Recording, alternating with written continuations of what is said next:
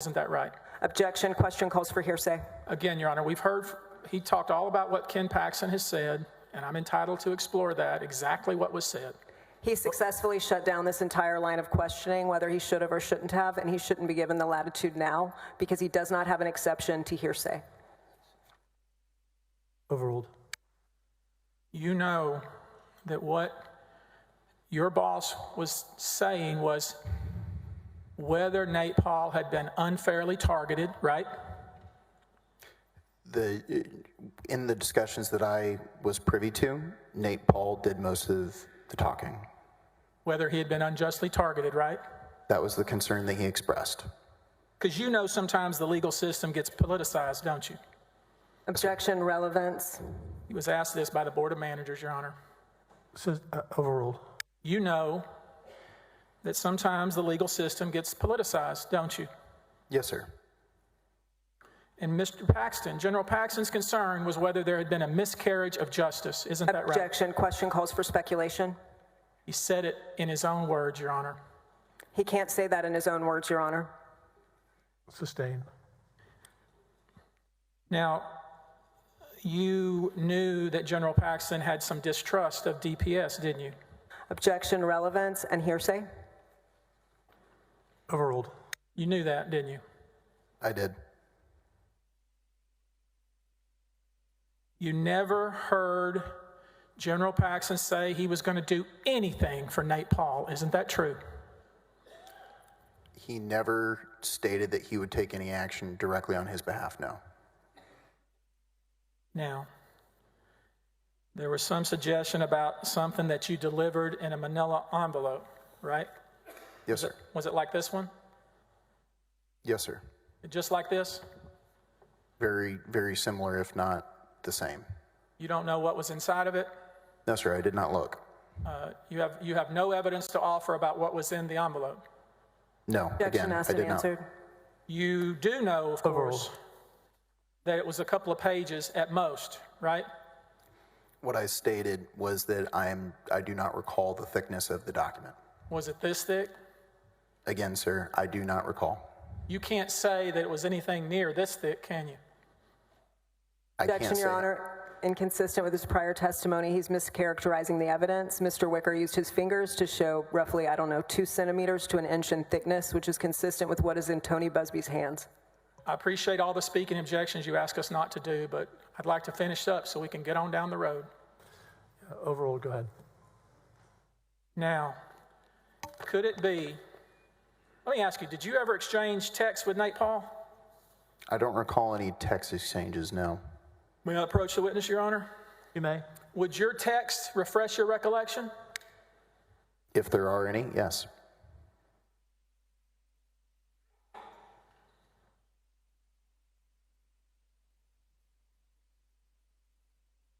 Now, you've got a chance to look at the document without testifying what's in the document. Does that refresh your recollection? Yes. Okay. You had told us that that packet, not a packet, the manila envelope you delivered was sometime in the summer, maybe even the fall, right?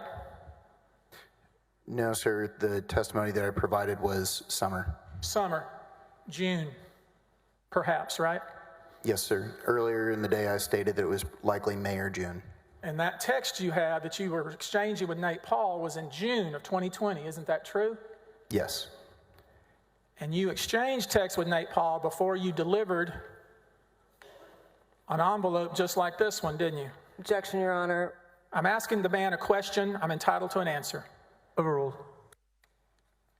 You exchanged texts with him before you delivered an envelope just like this one. Isn't that true? Objection, Your Honor. It assumes facts, not evidence. Drew Wicker has been very clear about the timeline, and Mr. Busby. Overruled. Didn't you? I don't recall whether or not this text message occurred before a delivery or after. Can we agree that you were texting Nate Paul about Dick Weekly?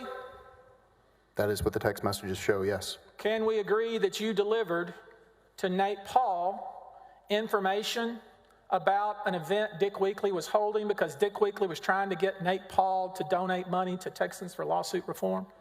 No, sir. You don't remember that? No, sir, I do not. Can we agree that that text that you're holding in your hand confirms that you were texting information about Dick Weekly to Nate Paul? It does. Your Honor, with that, I pass the witness. The briefest of redirects, please, Mr. President. Get one. You're back up.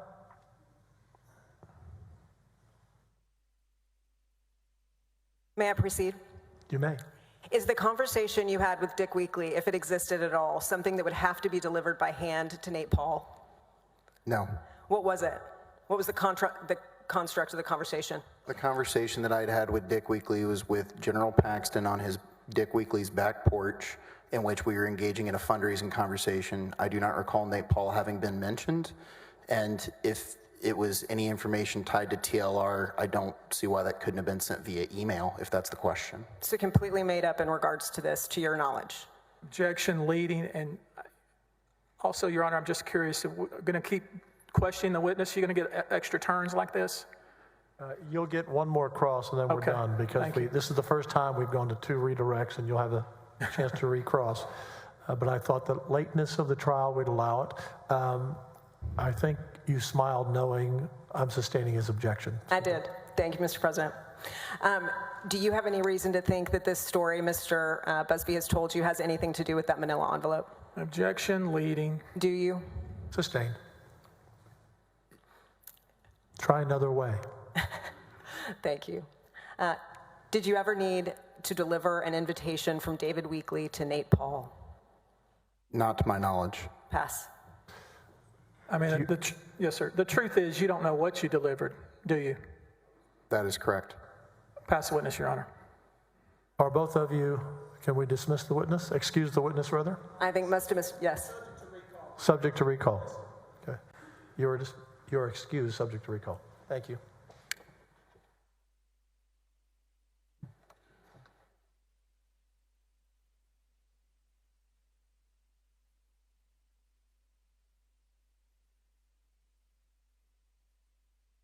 Mr. Harden, who should we have the bailiff bring in? I'm sorry? Which witness are you calling? Mr. Blake Brickman, please, Your Honor. Bailiff will bring in Mr. Blake Brickman. Mr. Busby, are these your documents up here? Is any of this yours? Mr. Harden, as we move forward, we're going to break around 3:30 for a short break, just for planning purposes.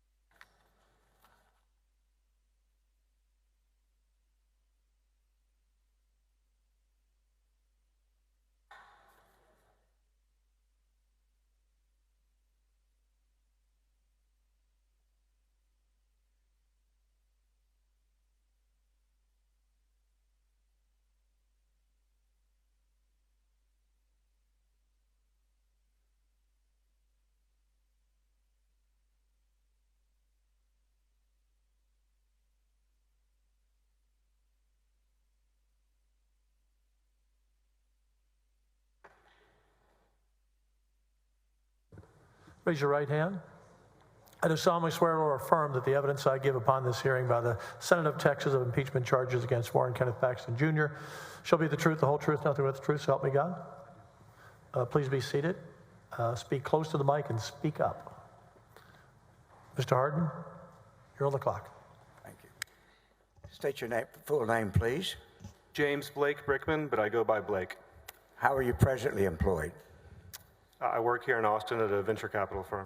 I'm going to move pretty fast with you here, but I don't want you. You need to move closer to the mic. Yeah, Mr. you Brickman. need to come through. I'm going to move pretty fast here with you, but I don't want you to speak fast. I'm just explaining to you. They'll come kind of hot and heavy. Okay. Would you give me an idea of where you grew up, your college, and your jobs before you got to the AG's office? I grew up in Dallas, Texas. I went to Vanderbilt University, and I went to the University of Kentucky College of Law.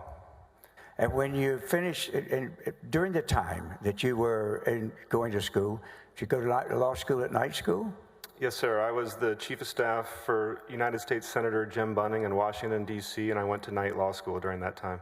And then did you work for another politician before you came back to Texas?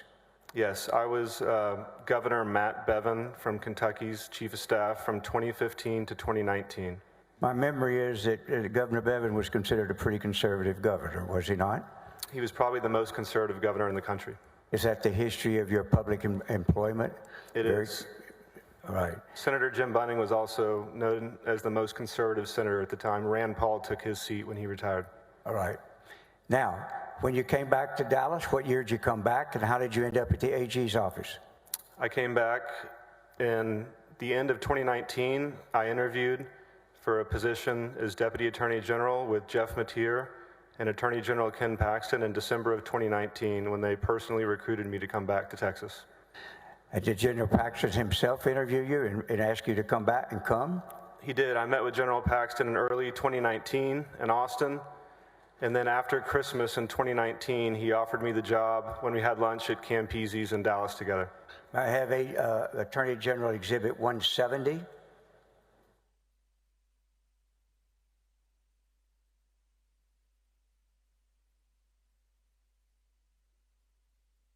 Can I move this closer?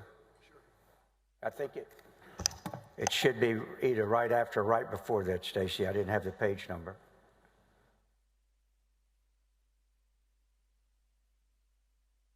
Thank you.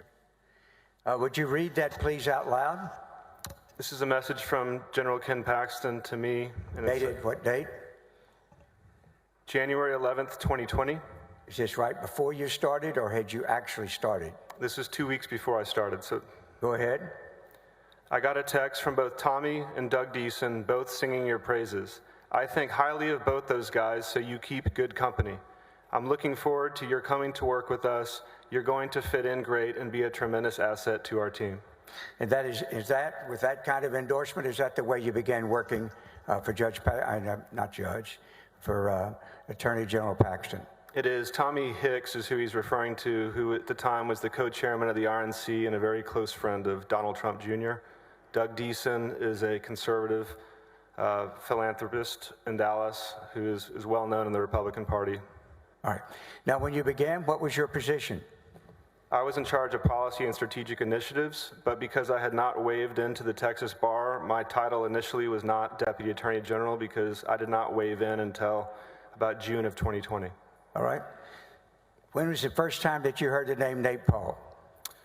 Sometime in either late March of 2020 or early April 2020. And without going into what was said, did you have a conversation with the young man that was called the Body Man? I had a conversation with Drew Wicker. Drew Wicker came to me. And where was Drew Wicker's position in relation to you? Drew Wicker reported directly to me. All right. And was Mr. Wicker concerned? He was very concerned. And did he report to you his basis of his concern? He did. And what did you tell him? Objection, hearsay. That's fine. We'll just move right along. Did you give him some advice? Just yes or no? Yes. All right. And later, did he inform you that he had followed through on that advice? Yes. Objection, Your Honor, hearsay. All right. Did you become aware ultimately of who it was that he was concerned about? Attorney General Paxton was meeting privately with a man named Nate Paul without his security detail present and without the meetings being on his personal calendar, on his official calendar. And was Drew concerned about him periodically getting rid of his security detail? Your Honor, I'm sorry, I object. We heard from Drew Wicker. This is hearsay. Sustained. My only question was, did he relay his concerns about that matter without telling me what they were? Yes. All right. Now, I want to move now to September of 2020. Over a period of time, without going into detail, had you become familiar with and heard the Nate Paul in connection with other matters on several different or multiple occasions? Yes, sir. Objection, leading, and hearsay. That's not leading. I've just asked whether he did. He could have said no, or he could have said yes. Overruled. Thank you. Now, by the time we hit September the 29th, what was your state of mind as to what your concerns were about Mr. Paul? I was extremely concerned about Mr. Paxton's conduct. My office was about 5 feet away from Attorney General Ken Paxton's office. And what I saw over the course of those 3, 4, 5 months, the summer of 2020, I was very concerned that Mr. Paxton was breaking the law. I want to go, if I may step away to get an exhibit, but first I want to ask you about your relationship up until the summer when you started having concerns with the Attorney General. Was there a particular occasion back in the spring in which the Attorney General sought to praise you? Yes, sir. Attorney General Paxton and I had a very good relationship for the first few months I was in the office. All right. May I step over here, Your Honor?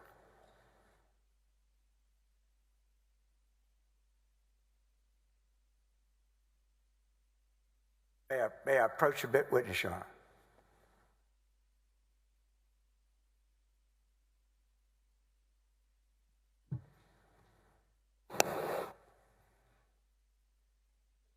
Now, would you identify the exhibit I just showed you, which is obviously a book, and what exhibit number, just for identification purposes, is it?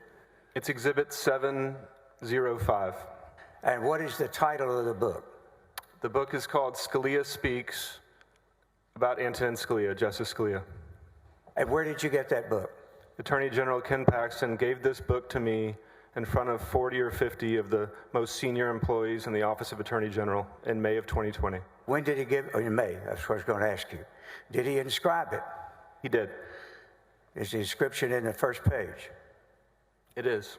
What did he say? Would you like me to read it? Yes. Blake, I am so grateful you joined our team at the Texas AG's office. You have been an amazing addition. I'm confident that you will continue to make a difference for our office and all of Texans. Blessings, Ken Paxton. Thank you.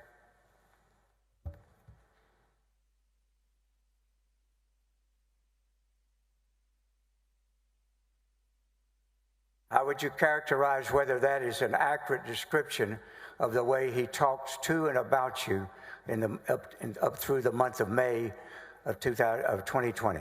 It was accurate. All right. Was there a particular event that you'd been involved in on behalf of somebody that led him to be giving you that book and an award? Yes, sir. What was it? This was early May of 2020, and if you remember, that was at the very beginning of the COVID pandemic. And there was a situation in the DFW Metroplex, where I'm from, where there was a hairdresser named Shelley Luther who was put in Dallas County Jail because she violated a stay-at-home order so she could provide for her family. How did that involve you? I went to Attorney General Ken Paxton and said, sir, this is wrong that this is happening in this country. And what was his reaction? He said, well, what can we do about it? And you said? I said, you should speak out about this. This is wrong. Use your bully pulpit, and he did. And as a result, what was his reaction to that? He did several interviews. He was on Fox News talking about this. Tucker Carlson even praised him in early May of 2020. So he was very happy, and this was my idea. And of course, there were other public officials that then also spoke up around that same time, correct? There were many others after the fact, yes. All right. And so as a result, what was the Attorney General, of you having suggested that to him and it turning out well, how was his attitude toward you as you entered June of 2020? It was great. That's why he gave me the book. He had never done this before, is what he told the entire staff. He had never made an award like this ever before. All right, now let's go to September the 29th, September 30th of 2020. You said you had become concerned. You expressed some of those concerns. What was the focus and what was giving rise to it for you personally of September 29th and 30th of 2020? I witnessed Attorney General Ken Paxton do brazen things on behalf of Nate Paul. He abused the entire office of the Attorney General of Texas to benefit Nate Paul. And it got worse and worse and worse as the year progressed. Were you one of those who went to the FBI on September the 30th? Yes, sir. And are you also one of those that has been colloquially called a whistleblower? Yes, sir. Well, when you went to the FBI, did you go with other persons? There were 7 of the most senior staffers at the Office of Attorney General. We went together. Now, there seems to be some confusion in some parts of the world as to what evidence is. Did y'all take evidence with you? We did. And what did you take in the form of evidence to talk to the FBI? Again, this was the 7 most senior people in the agency. We took firsthand personal knowledge of Ken Paxton's illegal, immoral, and unethical conduct to federal law enforcement officers. You took yourselves? Yes. And would you describe the meeting as to what y'all did? Sure. The meeting lasted several hours. I don't remember exactly how much, but we all went around the table and shared our concerns with Ken Paxton's conduct. Is that evidence? It is. Did you give eyewitness accounts of what you observed? Yes. Would that be just like an eyewitness account of somebody seeing a robbery? Yes. All right. Sometimes the victims of robbery don't have any documents on them, do they? Correct. All right. But at the end of that time, had each of the 7 of you provided your evidence of what you believed was inappropriate and wrongful conduct by the Attorney General? We did. All right. And at that time, had you seen the grand jury subpoenas that were issued? I had seen 1 or 2, but not all of them. All right. And then, after that meeting, were you present when it was decided to send a letter to actually, who did y'all send letters to? Let me put it that way. We sent a letter to Greg Simpson, who is the head of HR for OAG. Now, it keeps being this, I thought it was dead, but not, I guess not. It keeps being this suggestion that somebody removed a letterhead from a letter that you sent. Is that true? I don't even know what that is referring to. All right. Did you see, was a letter sent without General Paxton's name on it? I believe the letter we sent had the Attorney General's crest on it. All right. What was the practice there as far as letters that you had? I don't recall ever discussing letterhead at all with any of my colleagues when we signed the letter. All right. Did you have letters with regular letters that were printed and available with the seal but not his name on it? Objection leading. Did you? Yes. Your Honor, can we get a, Yeah, that was sustained. thank you. Rephrase. Thank you. Tell me what kind of letterheads you had there. I mean, there were many different types of letterhead. I don't even recall letterhead being a topic of discussion at all amongst our colleagues. Well, did any of y'all do you have any knowledge or evidence or any belief regarding whether somebody messed with the letterhead of a letter? None at all. All right. If somebody's tried to keep saying it and saying it and saying it, would that be true or untrue? Not true.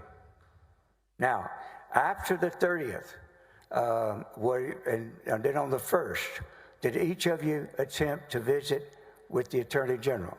We did. And what was his response? That he was out of the office and would not meet with us, but that we could email him our concerns. He said that back to us in a text message. All right. So then, after it happened, there was some public releases. Some of Mr. Mateer resigned, and so correct. Jeff Mateer resigned on, I believe it was Friday, October 2nd. All right. Now, what happened? 2020. What happened with you after these events? Did you resign? I did not. And what happened? What was your circumstances going forward? I showed up for work. And when you went to work, what were the circumstances? Monday, October 5th was the very first time I ever met a man named Brent Webster, who Attorney General Ken Paxton had hired to be the first assistant. We had a meeting previously scheduled at 9 a.m. that morning about the legislative affairs team, of which I was involved with. The very first thing that Brent Webster did in that meeting to me was he threw me out of the meeting. All right. And then what happened next? I went back to my office, and Brent Webster came into my office with a woman who was armed and kept threatening me to meet with him. What did you say? I said, Objection, hearsay. All right, fair enough. Sustained. Fair enough. So did you have a conversation with him? I did. And did you have a meeting with him? I told Brent Webster that Objection, hearsay. That's fine. If he doesn't want to know, that's fine. Sustained. Let me go after that conversation. How much longer did you stay employed with the Attorney General's office? I was terminated October 20th, 2020, so that would be 15 days. Briefly, can you describe the circumstances of the environment for you there before they ultimately terminated you? It was an extremely hostile work environment. They had, like I mentioned earlier, Brent showed up in my office with a woman with a gun. They asked me to take my cell phone to the car. They removed me from access to Attorney General Paxton's schedule, which I oversaw. They hired apparently another scheduler without asking me. They sent a letter to the entire House of Representatives in response to a request by Jeff Leach that they did not even show me before they sent out, even though I oversaw the legislative team. I could go on. All right. Let me ask you this. Can I have 576 and 3350? I believe they're in evidence, but I want to check before you put them up.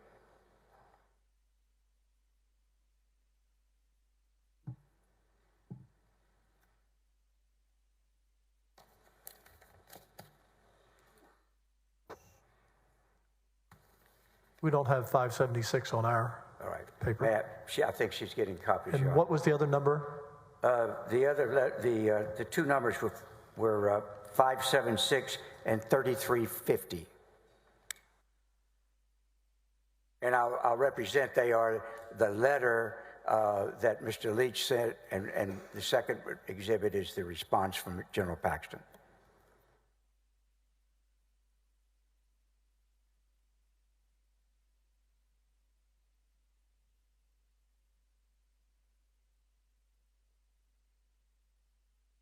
Let me give them a short moment to look at them. Any objection? Just taking a look, Your Honor, just a second, Sure, please. take your time. Care about these. I guess no objection, Your Honor.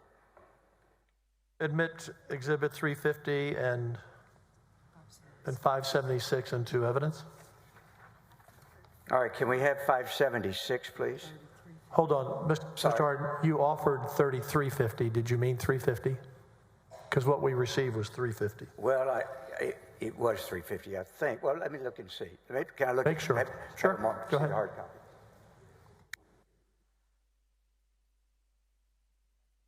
So it is 350, I overheard.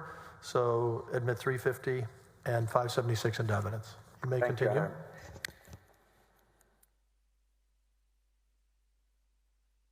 Now, can you just, we won't go through the whole letter, but if we can, scroll up, please. If you look at it, excuse me, this is a letter October the 9th, is it not? You were still employed? Were you still employed or not? Yes, sir, I was still employed. All right. And Mr. Leach, at that time, did you know what his position was in the House? Mr. Leach was the chairman of a committee that had direct oversight over the Office of Attorney General. Got you. And in that capacity, if we scroll up, please, actually go to the next page, I believe it is. Thank you. If you could do the top of it, again, at October the 9th. Can we go up? Just scroll up just a little bit. This last paragraph. I'll publish it with you to make sure I do it correctly.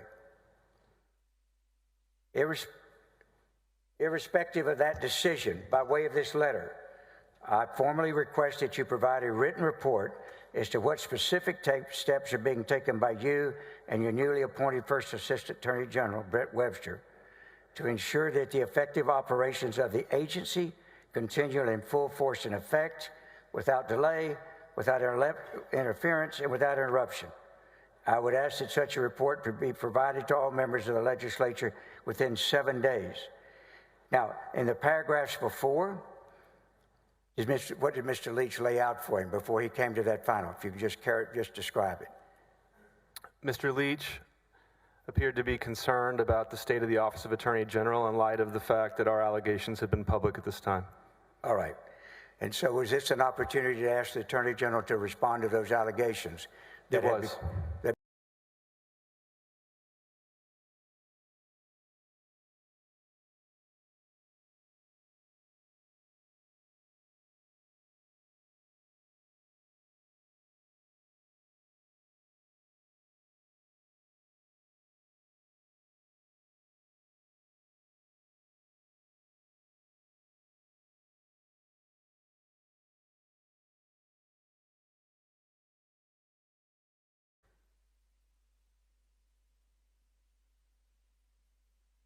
Does he respond in any way specifically with Chairman Leach's request for an explanation and ideas as to what's going forward to correct it?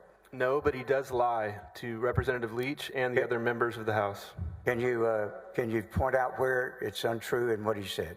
The very first line, he says that we made false claims. We did not make false claims. All right. Anywhere else? Do you take issue with anything else? On the second page, the second to last paragraph, Attorney General Ken Paxton says, OAG's regular business is moving forward at full capacity. That is 100% false. All right. You're talking about the condition of the office after y'all left. That's correct. All right. I want to move on, but my one question to you is, anywhere in this letter that you read, does he really address Chairman Leach's questions? He does not. Okay. Now, what was the occasion exactly? How were you terminated? What were the circumstances? Brent Webster, who was the first assistant at the time, called me into his office. There was another woman there named, I believe her name was Shelley Gustafson, and he asked me if I would like to have severance or if I wanted to be terminated. And I told him, Brent, I've done nothing wrong. I'm not going to resign to take severance. So he terminated me. All right. Now, at some time after that, did you and 3 others of the senior staff file a lawsuit? We did. And is that lawsuit still pending? It is. Was there any attempt to settle that lawsuit? And if so, when? There was no attempt to settle the lawsuit prior to Ken Paxton's reelection in 2022. I want to ask you that. What date, approximately, or what month did y'all file your lawsuit? It was sometime in mid-November of 2020, if I recall correctly. November of 2020. All right. When you filed that lawsuit in November 20, you were about a year away from the election, were you not? 2 years. 2 years away from the election, excuse me. And during that period of time, what happened with the lawsuit? Attorney General Ken Paxton tied up our case for 2 years, making the absurd legal argument that the whistleblower law does not apply to him. He filed what's called a plea to the jurisdiction, which effectively stopped discovery in our case for over 2 years. So, as of the election of November 22nd, had there been any discovery or ability to legally lay out the evidence or allegations in your lawsuit? No. Now, once the election in November of 2020 was over, or 22, excuse me, how was it that settlement conversation started? How did that get started? Sometime in late January of 2023, so earlier this year, Ken Paxton's lawyers called our lawyers and said that they would like to discuss settlement and mediation. So the idea of settlement... Stop. It's okay. He's about to jump up. I want him to save his energy. Thank you. So he, at the time that they initiated settlement discussions, had there ever been any settlement discussions prior to that? No. Had there ever been any indication while the lawsuit was pending and the election was in the future, during that 2 years, was there ever any indication or suggestion that about a possible settlement? Never. Right. Do you know of any circumstances that changed and led to their reaching out to you to discuss a settlement? Ken Paxton was reelected. Was he reelected without knowing anything, without the public being told any of the real facts, and so in the discovery with depositions or so? I would say it's even worse than that. I think Ken Paxton lied to the public for 2 years about our case. So not only did we not have discovery, he did the opposite and lied to the public about our allegations. Let me ask you, if you can, then what I want to do is to go to Exhibit 460. I want to move to introduce 469 and 470, but I first want to ask a couple of questions about it. With the original settlement that everybody's heard a good deal about, was there a proposal that you actually personally, individually held up from reaching a settlement? I did not go to the mediation. I never Hold appeared. on. We're going to try to do this in a question-answer way. So, was there a suggestion of a mediation sometime in February? Yes. All right. And who all went to that mediation? My other 3 co-plaintiffs went: Mark Penley, David Maxwell, and Ryan Vassar. And out of that mediation, did the 3 of them reach a settlement? They did. And what was this amount that they settled for? $3.3 million. Why did you not go to the mediation? Because I did not want to settle the case. Why did you not want to settle the case? Because I wanted to be vindicated for what happened to me and my colleagues, and I did not want to settle the case. What happened to us should never, ever happen to any other public servant in Objection, Texas. non-responsive at this point. All right, let me move Sustained. on. Moving on. Now, when you did you have conditions for money? Is there, how much money you wanted or anything? No, sir. Did you even give them a figure? I never gave him a figure. What happened after the mediation when 3 had settled and the Attorney General had settled? Did you see pressure or response or any attempts to pay you more money to get you to settle? Yes, what happened is the parties came to me and said, okay, Mr. Brickman, what would it take? Your Honor, I'm sorry to object. These are Rule All right. That's all right. 408 settlement discussions, number 1, and number 2. Sustained. Your Honor, Yes, I sir. move to introduce Exhibits 469 and 470. Was there any objection? I don't believe there was. Or I have need we- to see those. or we need to see those?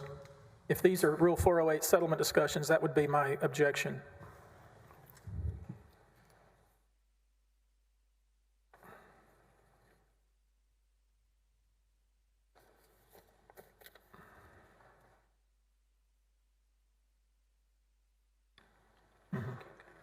Do you have those exhibits in front of you? I do. For the record in the court, they're not in evidence yet. I have 470 and 469. Yes, sir. I move to introduce. Same objection. Not only are they hearsay, but it's protected communications under Rule 408 settlement discussions. Your Honor, there's nothing protected by these. These documents have already been public in numerous ways. That's the trial is here in the court, not in the public. And in this court, Your Honor, these are inadmissible. That's fine. The objection is invalid, Your Honor. These are documents that have now Give been me a published. moment. Sure. Give me a moment.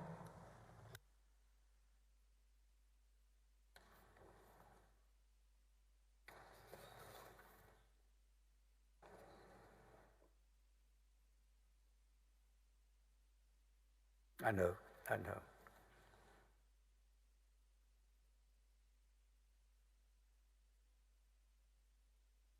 We looked at 408. We sustained the objection. Pardon me, Your Honor? I said, we looked at 408. We sustained the objection. I believe that was your objection. That was my objection. Rule 408. Yes, sir. These were not, though, for the liability of the claim. I believe that's what we're speaking about as far as 408. These statements show what he himself, they offered him. If you look at Your Honor, I'm going to object just to relating what the documents say and renew the objection that's already been ruled upon. I sustained it. Move forward. Well, did you have conditions for not agreeing? Objection, same objection. He has a right to tell what his objections were to settling. Hold on. Just But here's my problem. You're talking over each other. I can't hear, and that means they can't hear. So what was your response to his objection? I asked him for what was his response to their offer. This is an outward offer. This is not a mediation offer. None of this has to do with mediation now. They settled in mediation, and now the lawsuit's still pending. He rejected it. They came to him with the proposal. Your Honor, again, he's Excuse me. relating Hold on, what let me finish. Hold on, Mr. Busby, hold on. This is the problem with the eating up the time, Your Honor. This is a really spurious objection. I'll give him 2 minutes back here, okay? So your objection is, Mr. Busby, Rule 408, textbook, this is improper, not admissible. We just used up a minute and a half on an objection that has no validity.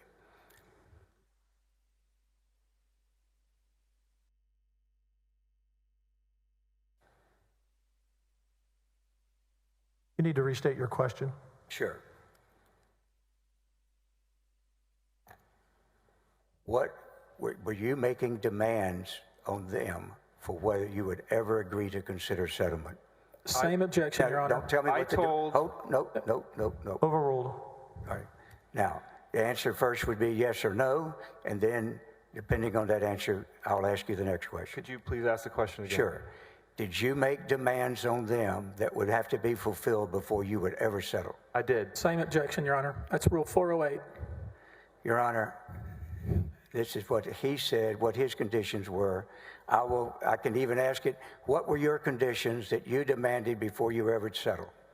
Your Honor, Rule 408, Mr. Busby, we agreed with you on the thank you. first two objections on 408, not on this one. Overruled. Go ahead. Thank you. Is the question, what were my conditions to settle? Yes. What were your conditions before you would agree to settle? I told Ken Paxton in the Office of Attorney General that I would settle for three things. Hold on, everybody. Let him speak, please. He's in Sustained charge. on that one. Go ahead, rephrase. I sustained that objection, rephrase it. I wanted to know what your conditions were, not what you told them. Okay? Hold on. That's the basis of the objection. What were your conditions before you would ever agree to consider settling? I had three. What were they? Ken Paxton apologize for calling us rogue employees and admit that we did what we thought was right, was the first one. That's number one. The second one was the Third Court of Appeals had ruled in our favor that the whistleblower law applies, and I wanted him to agree not to move to dismiss that. In other words, you had a winning opinion on intermediate court level, and you wanted an agreement that they wouldn't challenge that agreement, that ruling? I did because I wanted future Texas public servants to know that the whistleblower law applies in this state. All right. And what was your third demand? That Attorney General Ken Paxton remove a disparaging statement where he called us rogue employees that was on the OAG website. In response to that, instead of those conditions, where you offered more money if you wanted that instead. Objection, Rule 408, Your Honor. I'll sustain that objection. Were you offered more money? Objection, Your Honor. Well, I was offered. Wait a minute. He's got an objection on the table. Objection.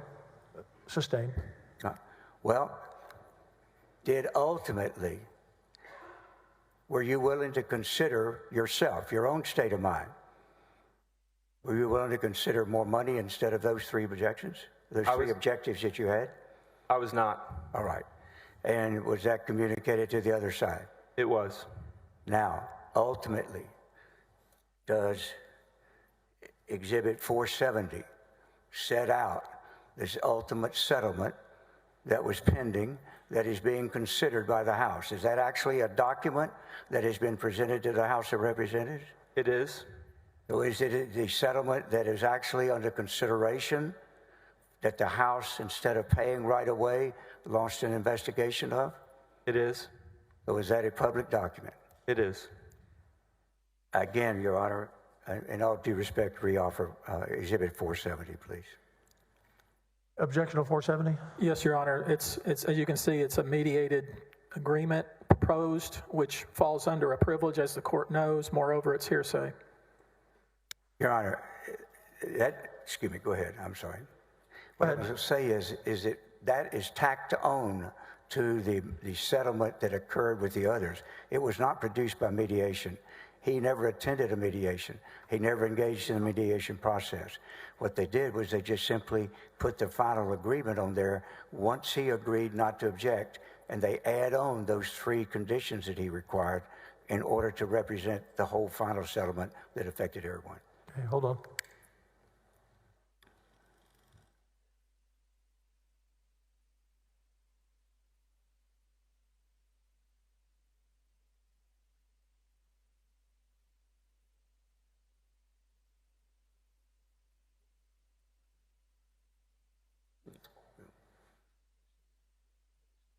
Settlement is the problem.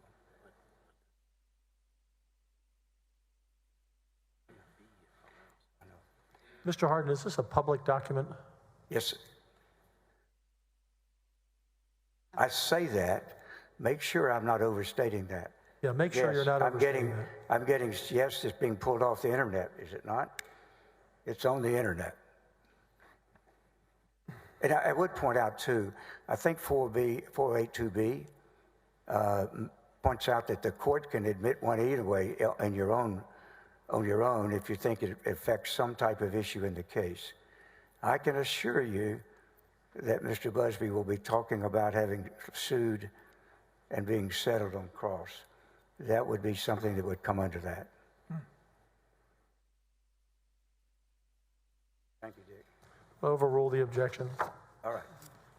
Now, may I have The exhibits 470 and Thank you, Your Honor. 469 are in admitted evidence. All right. Now,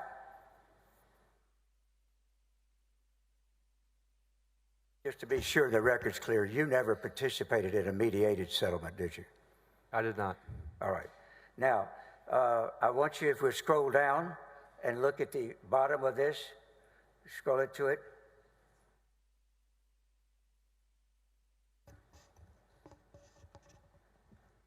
Number 2 says what? OAG will permanently remove this press release from its website. And that press release was what? Is that the one in which you, what was that press release? This was the press release where Attorney General Ken Paxton called me and my colleagues rogue employees. Number 3? Would you Go like me ahead. to read it? Read it. A recital in the settlement agreement will state, whereas Attorney General Ken Paxton accepts that plaintiffs acted in a matter that they thought was right and apologizes for referring to them as, quote, rogue employees, end quote. And then number 4, would you read that? The parties will not ask that the Third Court of Appeals opinion issued October 21, 2021 be withdrawn. And is that the settlement that is now still pending before the House for approval? It is. You can take that down. Now, I want to, if Mr. I Harden, about how long do you expect to go? Mr. Harden, about how much longer do you expect to go? They've been on jurors have been sitting for 2 hours. I'm hoping to do about another 14 or 15 minutes. We take a Members, break. I think you can make it for another 14 minutes. Okay, I see nods from the jurors. Continue. Thank you, Your Honor. If I can now, I want to move. There was an Attorney General report issued, was it not? That sometime in 21, setting out the Attorney General's side of what happened here?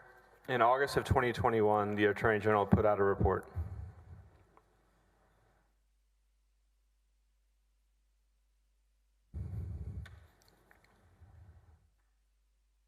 I believe Attorney General 127 is in evidence.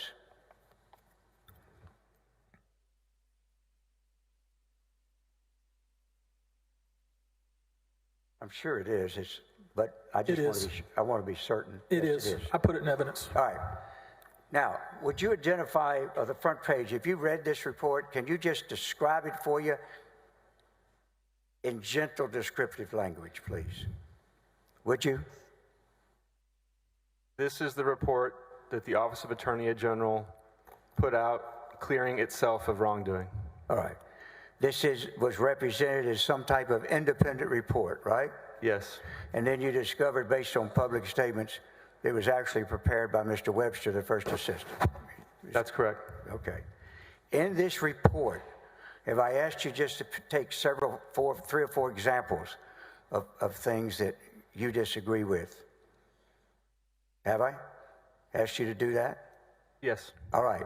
What I wanted to ask you is, in this report, how would you describe your reaction to it as accuracy in terms of what happened in these matters involving Nate Paul? I would call this report a whitewash full of lies. All right. And omissions. Now, if I may, let's just go over to page 5 and do this real quickly. If I ask you to pick 4 or 5 samples, can you just do that for me? And would you look on page 5 and see as to the first claim?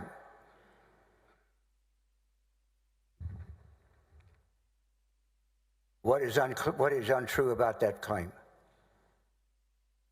You see where you are? On 2 prior occasions involving Nate Paul's interests, the Open Records Division sided with the government agency against disclosing to Nate Paul.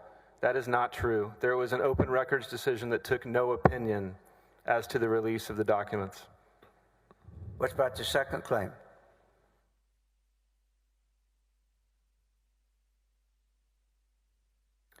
If you start with the sentence, most relevant here. Your Honor, I'm sorry to interrupt this witness. This witness was not involved in the Open Records decision. He was not involved in the MIDI intervention, at least certainly not directly involved.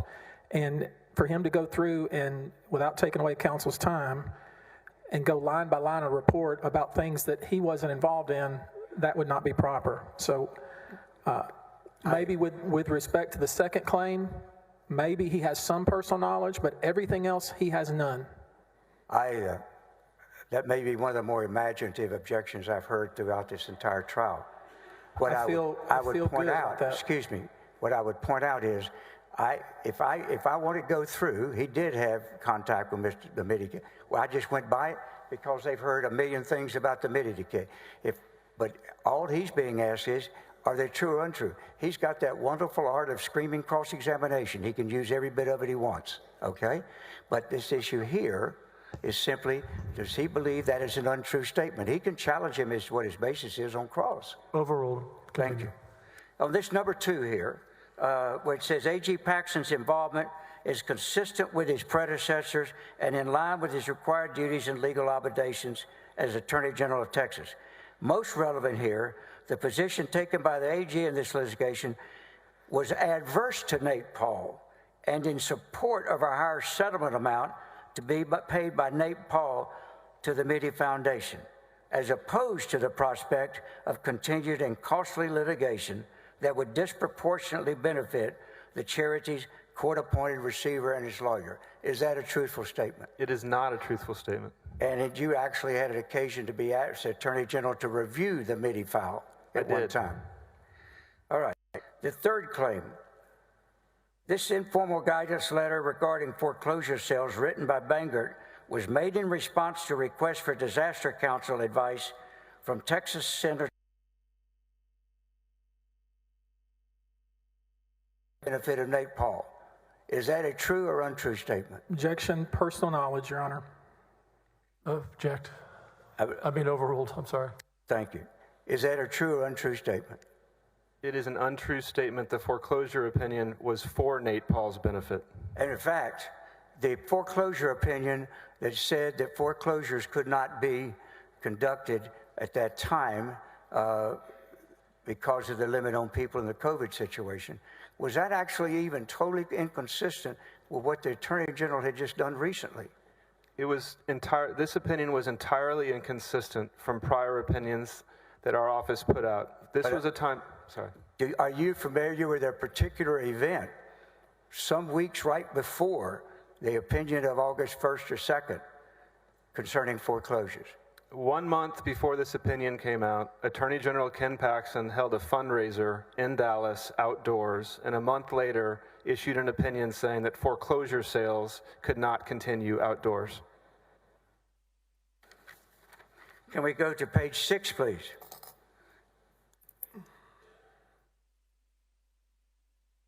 Look at the top. Kamak legally and properly exercised authority delegated to him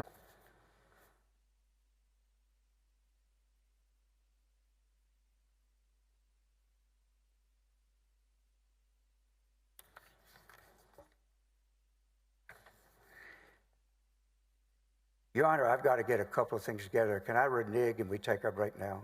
I will be through shortly after you return. Yes. Before we break, could both parties come up for a second?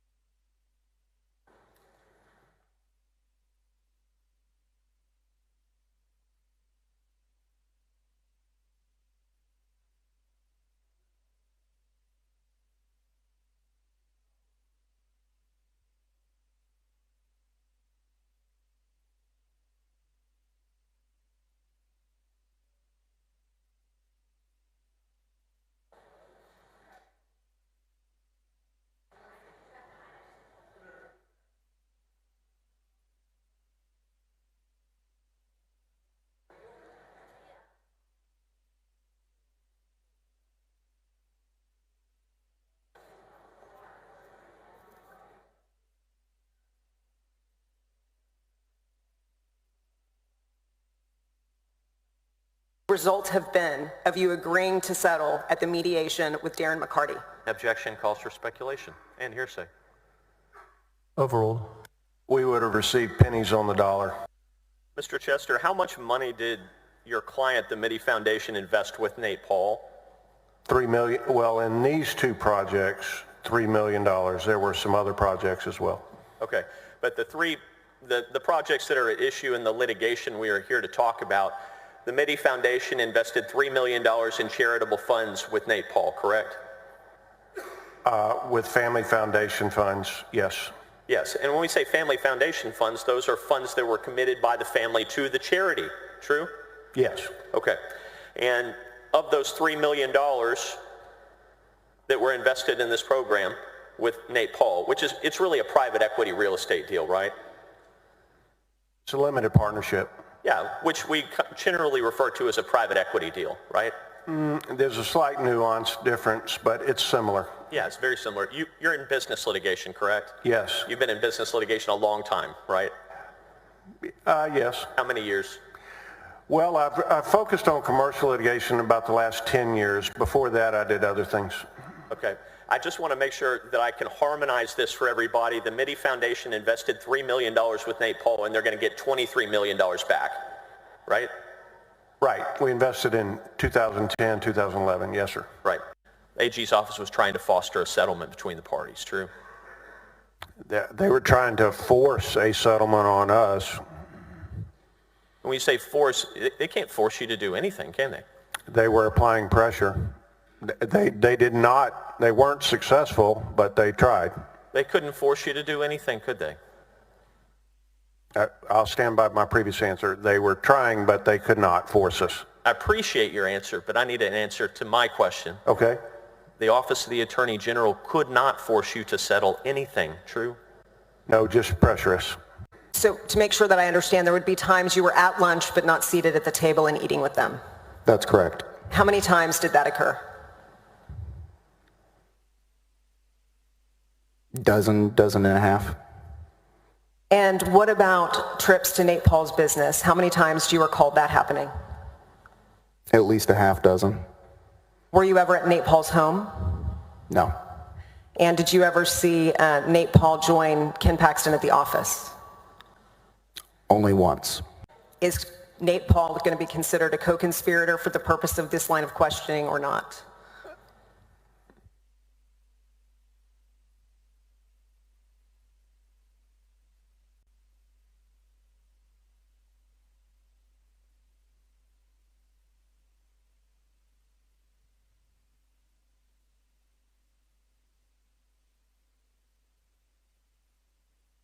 Your Honor, before you, if I could, a conspiracy requires an agreement. Can I take the witness on voir dire to establish there's never an agreement? A conspiracy at its heart requires an agreement between two parties and then acts in furtherance of the conspiracy. There's been no evidence whatsoever in this trial. There can be no evidence in this trial of any agreement between Nate Paul and Attorney General Paxton. This witness will confirm that. I would like to take him on voir dire to establish that, and we'll put an end to all this. If I may clarify, it is not incumbent on the sponsoring witness to establish conspiracy. That is an obligation of the court or the presiding officer. This entire case has been about Nate Paul and Ken Paxton, and I understand why they don't want it in. but that goes to weight, not admissibility, and he can be crossed on these issues. This entire trial has been about Nate Paul and Ken Paxton. Two questions, Your Honor, to establish with this young man that there was never an agreement, he never heard an agreement, no conspiracy, and we can quit talking about that. They can use this word all day long like they've been, but they cannot establish an agreement between Nate Paul and Ken Paxton. He was stating that he would need to check with Nate on the cost of countertops and renovations to the cabinetry in the kitchen. I'm going to be very specific. Did he have to check on the cost, or did he have to check on, did Mr. Wood seem to already understand what the cost would be? Yes. And what was the cost? He mentioned the total of $20,000 For what? for the cabinetry and the countertops. And what was Ken Paxton's response? That he wanted to do it or did not want to do it? He stated that he would like to move forward. And then what was said by Kevin Wood? He said, I would check with Nate.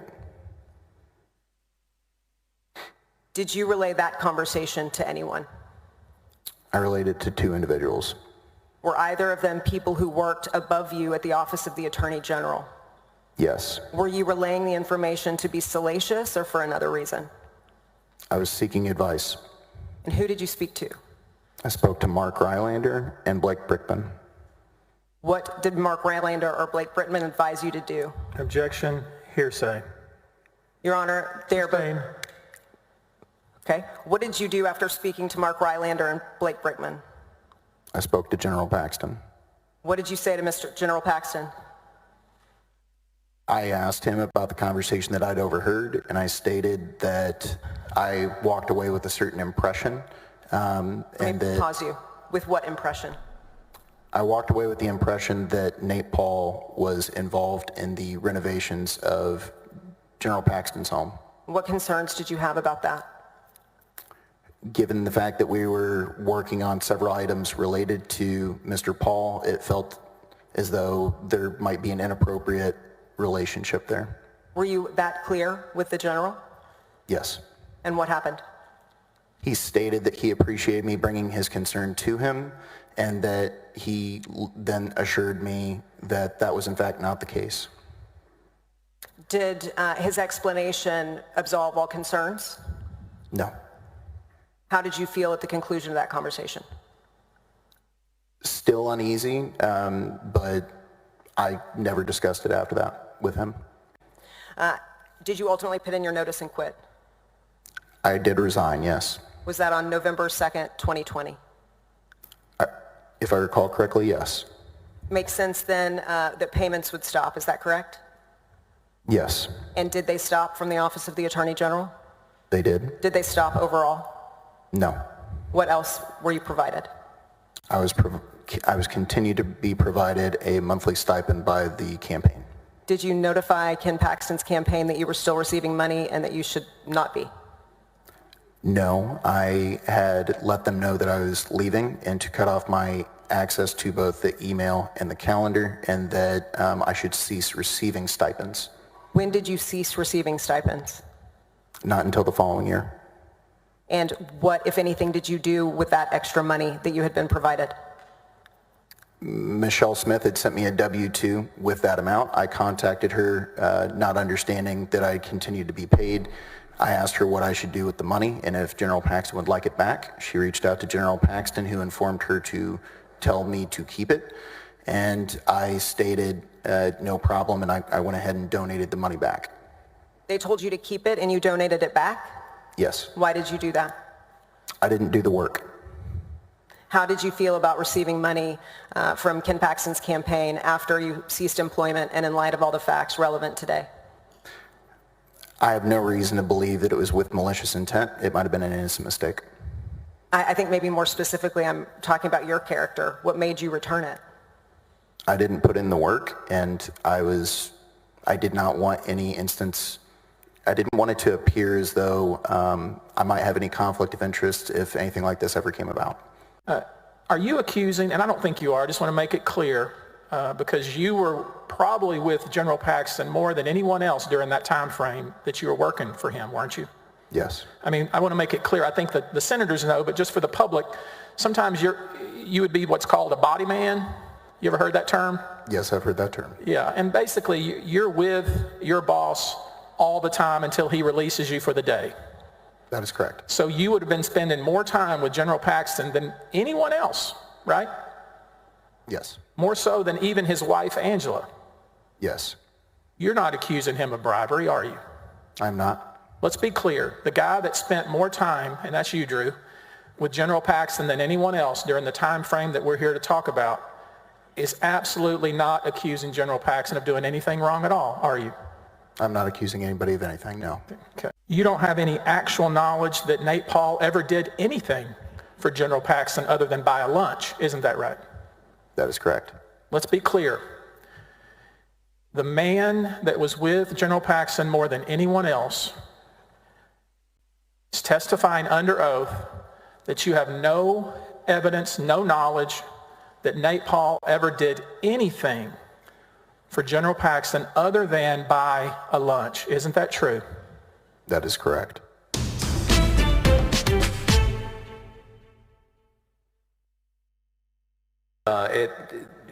Was this on your radar screen at first? No. How did it get on your radar screen? It got on my radar screen because General Paxton particularly wanted to intervene in this matter. I don't think my first discussion about this matter was with General Paxton. I think it was probably with Jeff Mateer. But at some point soon thereafter, I had a meeting with General Paxton, and he expressed a high level of interest and some insistence that we should intervene in this matter. What was your thought about what was going on here and how Nate Paul was treating the office of Attorney General? Well, I thought his tone was demeaning and demanding and wholly inappropriate, because thinking about this, the way this is structured and the way our involvement with charitable trusts is structured, is we are making the decisions about what is in the public interest of the charity, not somebody who's working against the charity in a lawsuit. Now, while this is going on, what's your contact with General Paxton about what you're doing in the Mitty Foundation lawsuit? I was having fairly regular conversations with General Paxton about... What was he asking? He was asking, about ideas for how we could really get to a point where we could terminate the litigation. I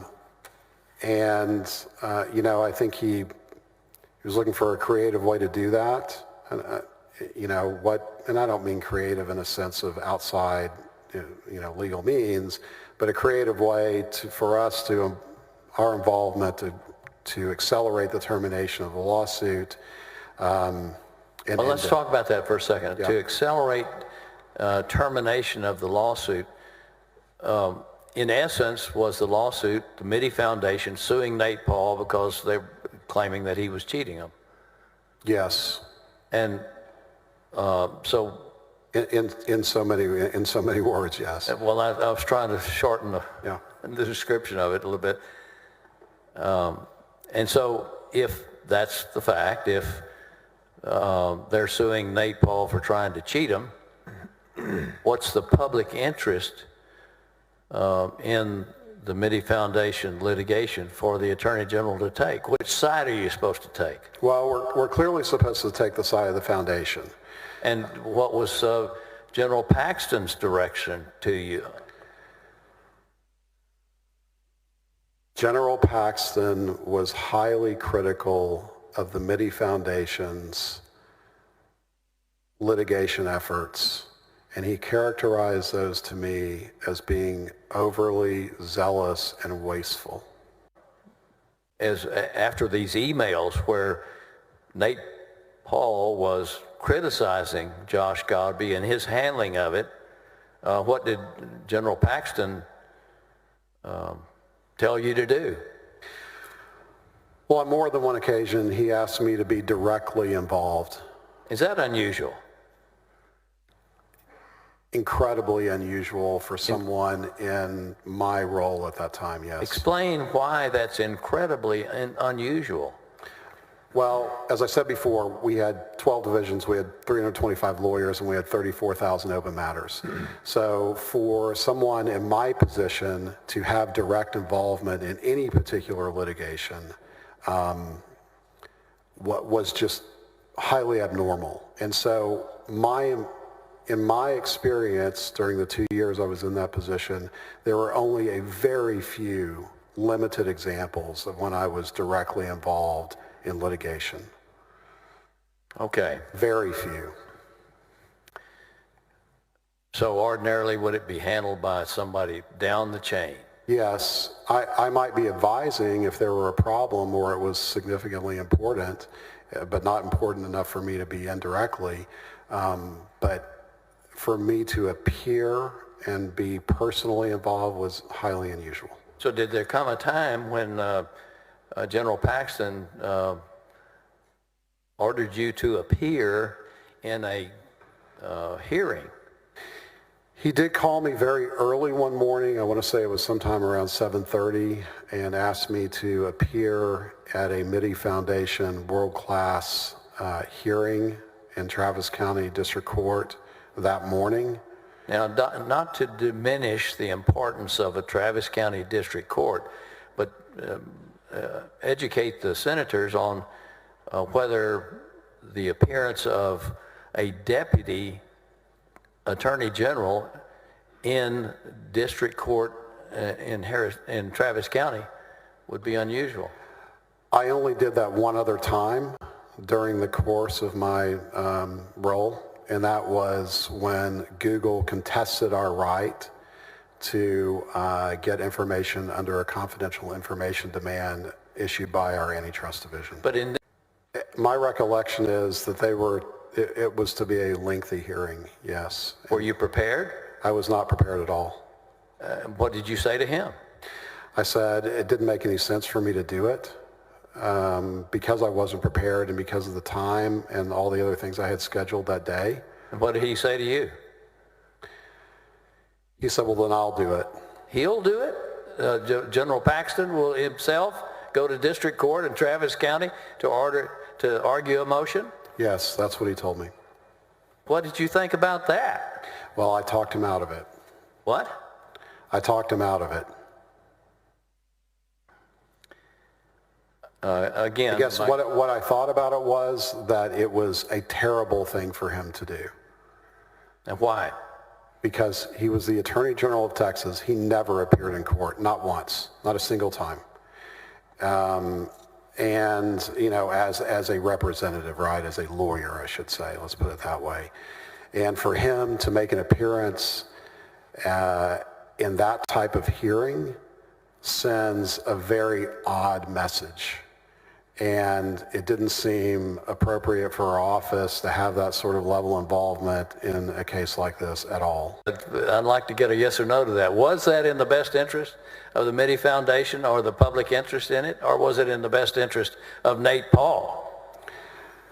Well, understanding everything that was going on and the fact that the Mitty Foundation thought that there was far more return on this investment available than I think even the $10.5 million settlement that had been reached before. No, because it was clear that we were not going to settle for $10.5 million. The Mitty Foundation was not going to settle for $10.5 million. I'm sorry.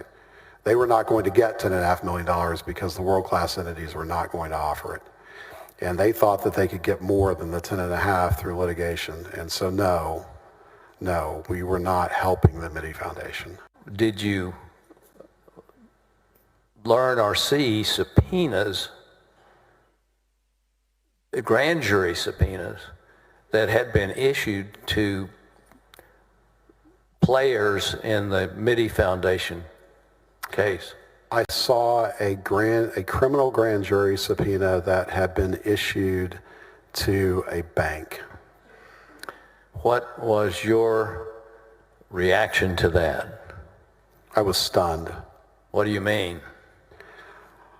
Explain it.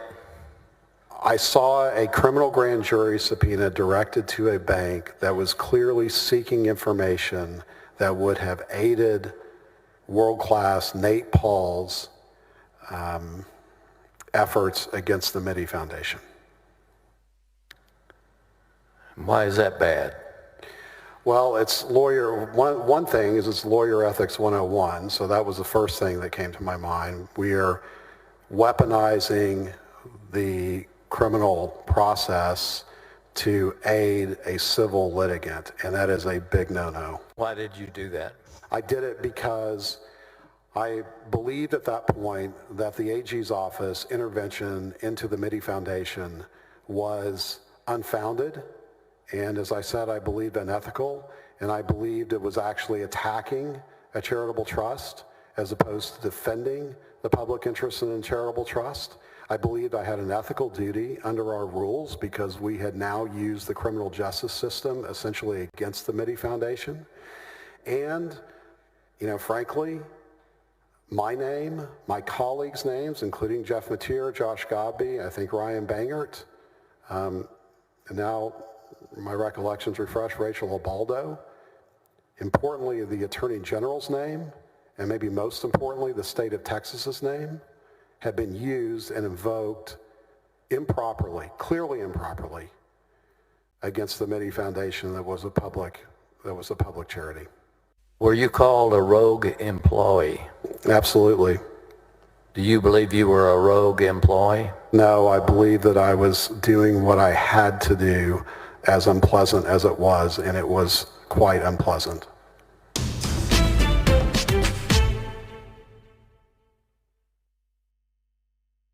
Had there ever been any settlement discussions prior to that? No. Had there ever been any indication while the lawsuit was pending and the election was in the future, during that 2 years, was there ever any indication or suggestion that about a possible settlement? Never. Right. Do you know of any circumstances that changed and led to their reaching out to you to discuss a settlement? Ken Paxton was reelected. Was he reelected without knowing anything, without the public being told any of the real facts, and so in the discovery with depositions or so? I would say it's even worse than that. I think Ken Paxton lied to the public for 2 years about our case. So not only did we not have discovery, he did the opposite and lied to the public about our allegations. Let me ask you, if you can, then what I want to do is to go to Exhibit 460. I want to move to introduce 469 and 470, but I first want to ask a couple of questions about it. With the original settlement that everybody's heard a good deal about, was there a proposal that you actually personally, individually held up from reaching a settlement? I did not go to the mediation. I never Hold appeared. on. We're going to try to do this in a question-answer way. So, was there a suggestion of a mediation sometime in February? Yes. All right. And who all went to that mediation? My other three co-plaintiffs went: Mark Penley, David Maxwell, and Ryan Vassar. And out of that mediation, did the three of them reach a settlement? They did. And what was this amount that they settled for? $3.3 million. Why did you not go to the mediation? Because I did not want to settle the case. Why did you not want to settle the case? Because I wanted to be vindicated for what happened to me and my colleagues, and I did not want to settle the case. What happened to us should never, ever happen to any other public servant in Texas. What were your conditions before you would ever agree to consider settling? I had three. What were they? Ken Paxton apologize for calling us rogue employees and admit that we did what we thought was right, was the first one. That's number one. The second one was the Third Court of Appeals had ruled in our favor that the whistleblower law applies, and I wanted him to agree not to move to dismiss that. In other words, you had a winning opinion on intermediate court level, and you wanted an agreement that they wouldn't challenge that agreement, that ruling? I did, because I wanted future Texas public servants to know that the whistleblower law applies in this state. All right. And what was your third demand? That Attorney General Ken Paxton remove a disparaging statement where he called us rogue employees that was on the OAG website. You said you had become concerned. You expressed some of those concerns. What was the focus and what was giving rise to it for you personally of September 29th and 30th of 2020? I witnessed Attorney General Ken Paxton do brazen things on behalf of Nate Paul. He abused the entire office of the Attorney General of Texas to benefit Nate Paul. And it got worse and worse and worse as the year progressed. The historic impeachment trial of Texas Attorney General Ken Paxton is underway. Hello, I'm Steve Eager. Hello, everybody. I'm Heather Hayes. The proceeding is political, not criminal, but it does pose the greatest threat so far to Paxton's career. Through his attorney, Paxton entered not guilty pleas to 16 articles of impeachment. The case centers on his relationship with real estate developer Nate Paul and whether Paxton abused the powers of his office to help Paul and to cover up his own wrongdoing. Fox 4's Sean Rabb in now with more on the trial coverage. Sean. And the House managers in opening statement said the now suspended Attorney General used the office for his own benefit and should be removed. Paxton's attorneys called the charges untrue and incorrect. And now we also know Paxton cannot be forced to testify.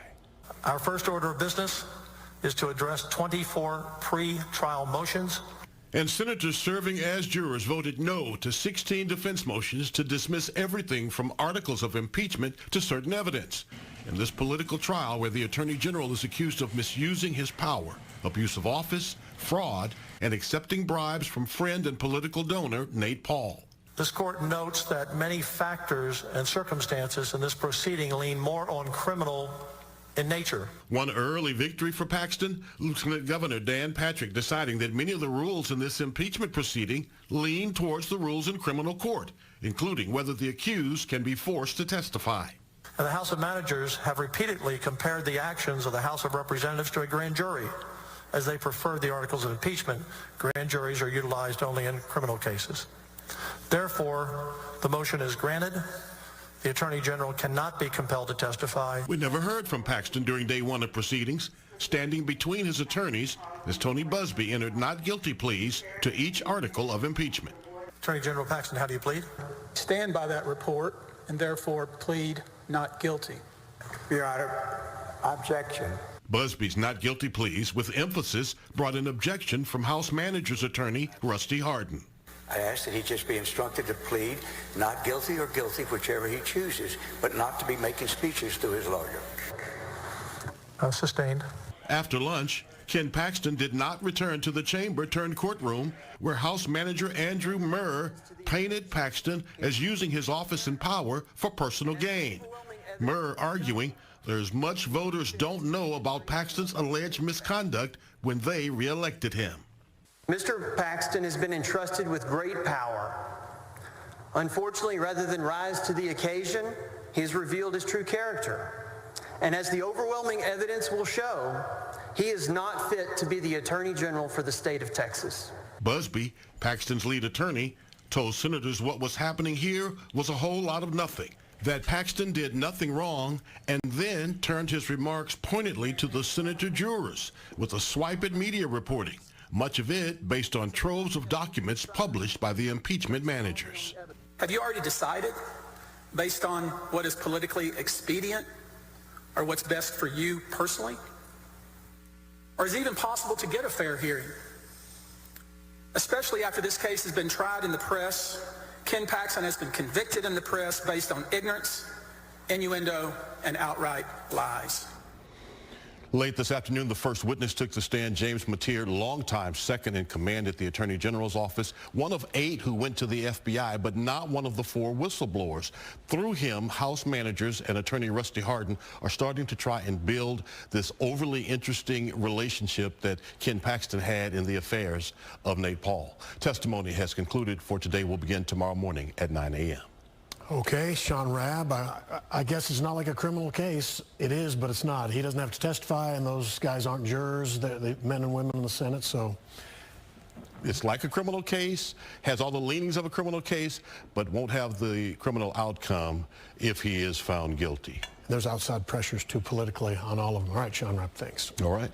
Among the key moments during testimony in Ken Paxton's impeachment trial was the meeting a prosecution witness described where Paxton admitted having an affair. So the witness, a former top aide in the Attorney General's office, said that explains some of Paxton's unusual behavior. But that witness testified the real cover-up happened when Paxton resumed the affair. And more details were revealed about what he and others told the FBI about Paxton's questionable dealings with an Austin businessman. Fox 4's Blake Hansen in studio tonight to take us through today's testimony. Blake. As Steve and Heather, this was effectively the first full day of testimony, much of it centering around Paxton's former top deputies and what they witnessed on the job. I was quite frankly sick of dealing with Nate Paul. It was another one of Ken Paxton's former top deputies and whistleblowers taking the stand late Wednesday. Ryan Bangert talked of donating to Paxton's campaign before joining the office and being a fan of Paxton's work. I believed in what he was doing. I believed his policies were the best for Texas. That's why I joined his office in 2019. But Bangert says in 2020, Paxton began asking him to intervene in matters involving Paxton's friend and campaign donor, businessman Nate Paul. At the heart of prosecutors' case are accusations Paxton allowed Paul to use the AG's office to his benefit.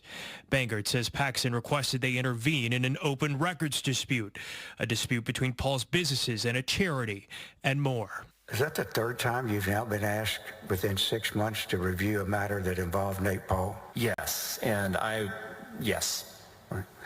So at this time, how would you characterize your feelings about whether or not the AG's office ought to be getting involved in anything that involved Nate Paul? My feelings were that I was becoming increasingly concerned. Bangert described unusual behavior when Paxton asked them to rewrite an opinion about foreclosures to do the opposite of staff's suggestion. It was bizarre. And why was it bizarre? He was acting like a man with a gun to his head. In what way? Anxious, desperate, urging me to get this out as quickly as humanly possible. Bangert described taking off one of his staffers' signatures and adding his own to the opinion for fear it would tarnish the young man's career. I changed it to go out under my signature. And why?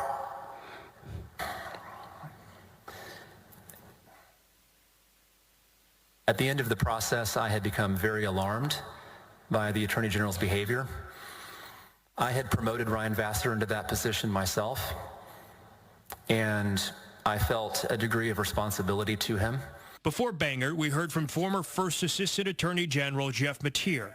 He recalled in September 2020 how Paxton and his wife, State Senator Angela Paxton, called an emotional meeting with senior staff. Mr. Paxton revealed that he had been engaged in an extramarital affair and asked for our forgiveness. But then Mateer says he learned the affair had resumed. He and others alleging Paul manipulated Paxton for favors to help cover it up.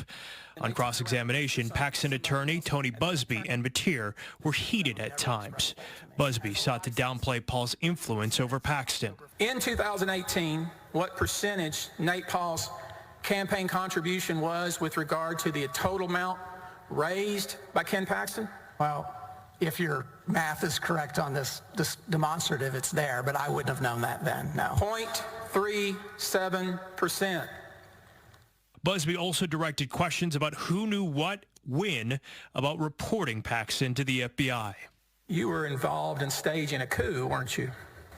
Absolutely not. You were staging a coup, weren't you? Absolutely not.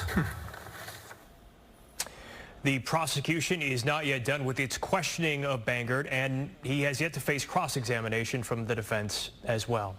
Steve and Heather. All right, Blake, likely see you tomorrow and maybe the rest of the week. Thank you very much. There was dramatic and at times contentious testimony today at Ken Paxton's political trial in the Texas Senate. We also saw emotional moments from Paxton's former employees who went to the FBI complaining that their boss was allowing the Attorney General's office to be misused by a political friend. Fox 4 Sean Rabb, watching today's testimony, is here with the highlights. Again, Sean. Steve, another whistleblower in the Attorney General's office who did not file a lawsuit said he felt the AG's office had been hijacked to help developer and Paxton donor Nate Paul. And Ryan Bangert testified the group of 8 who went to the FBI were not staging a coup, but wholly concerned. Did you consider it a mutiny? It was not a mutiny. How would you characterize it? We were protecting the interest of the state, and ultimately, I believe, protecting the interest of the Attorney General, and in my view, signing our professional death warrant at the same time. That's how Ryan Bangert testified about going with others to the FBI, concerned about the relationship between Attorney General Ken Paxton and real estate developer, Republican donor Nate Paul. That assertion, though, challenged under, at times, combative cross-examination by Paxton attorney Anthony Oso Jr., with Lieutenant Governor Dan Patrick instructing the witness to answer. Now, at no point after you reported to law enforcement were you terminated from your position. It's a yes or no question, Mr. Bangert. Were you fired or were you not fired?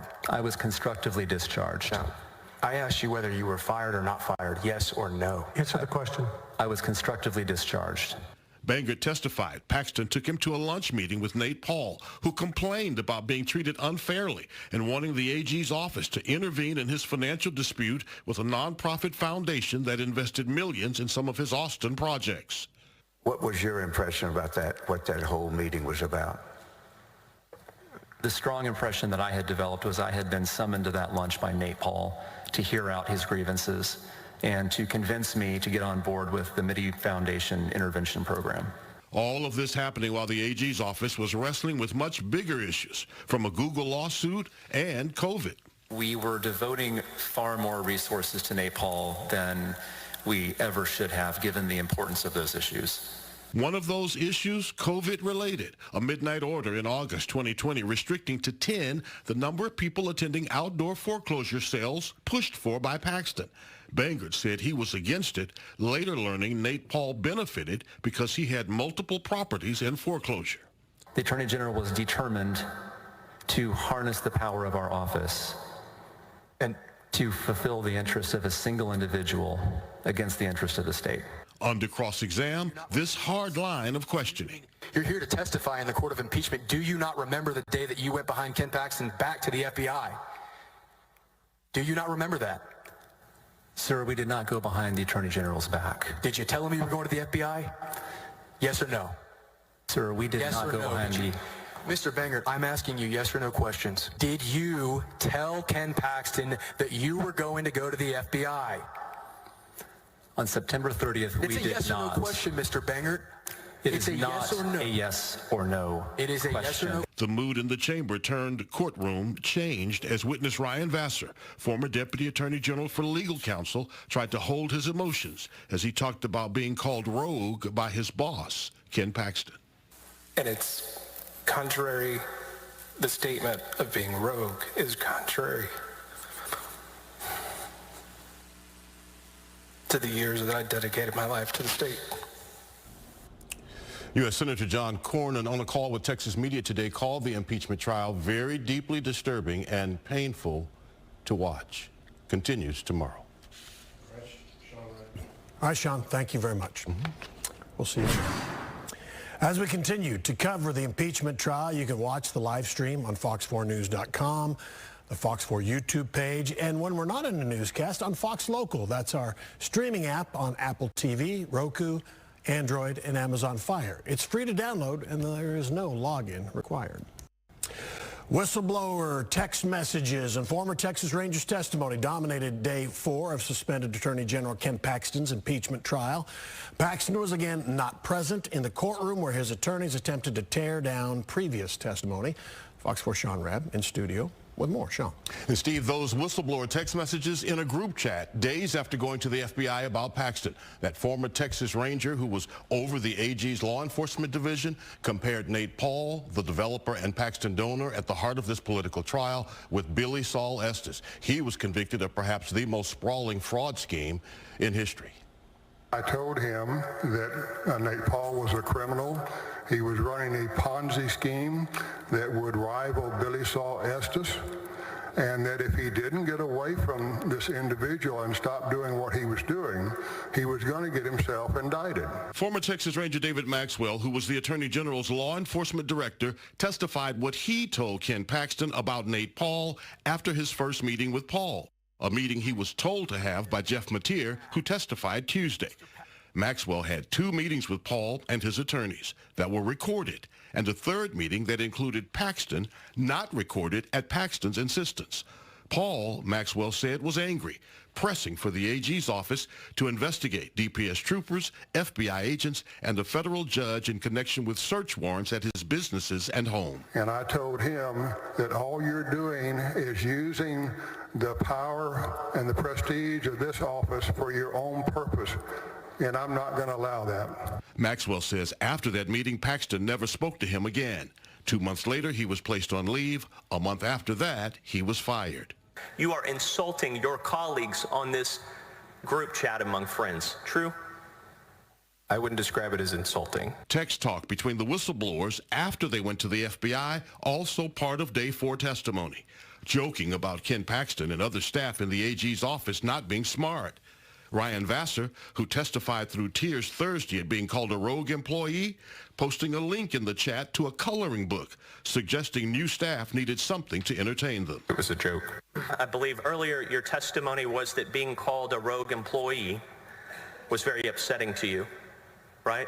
Yes, sir. But this is how you talk about your coworkers. True? Again, it was lighthearted. It was among friends. It was not made public to millions of people. Lawyer Little tearing at previous testimony that Nate Paul's issues overwhelmed the Attorney General's office. How many lawyers are there roughly at the Office of the Attorney General? Roughly 800 lawyers. How many of them ever touched anything related to Nate Paul? How many of the 800 ever touched anything related to Nate Paul? I could speculate there may have been 15 lawyers, maybe 15 to 20. With 20,000 active cases at any given time. And how many of those 20,000 cases involve Nate Paul?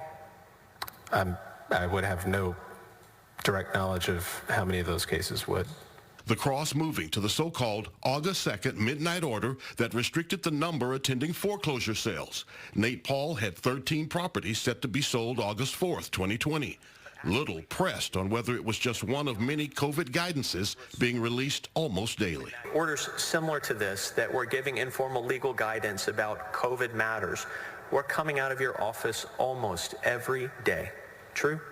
I'm not sure if it was daily, but we were providing advice on a regular basis.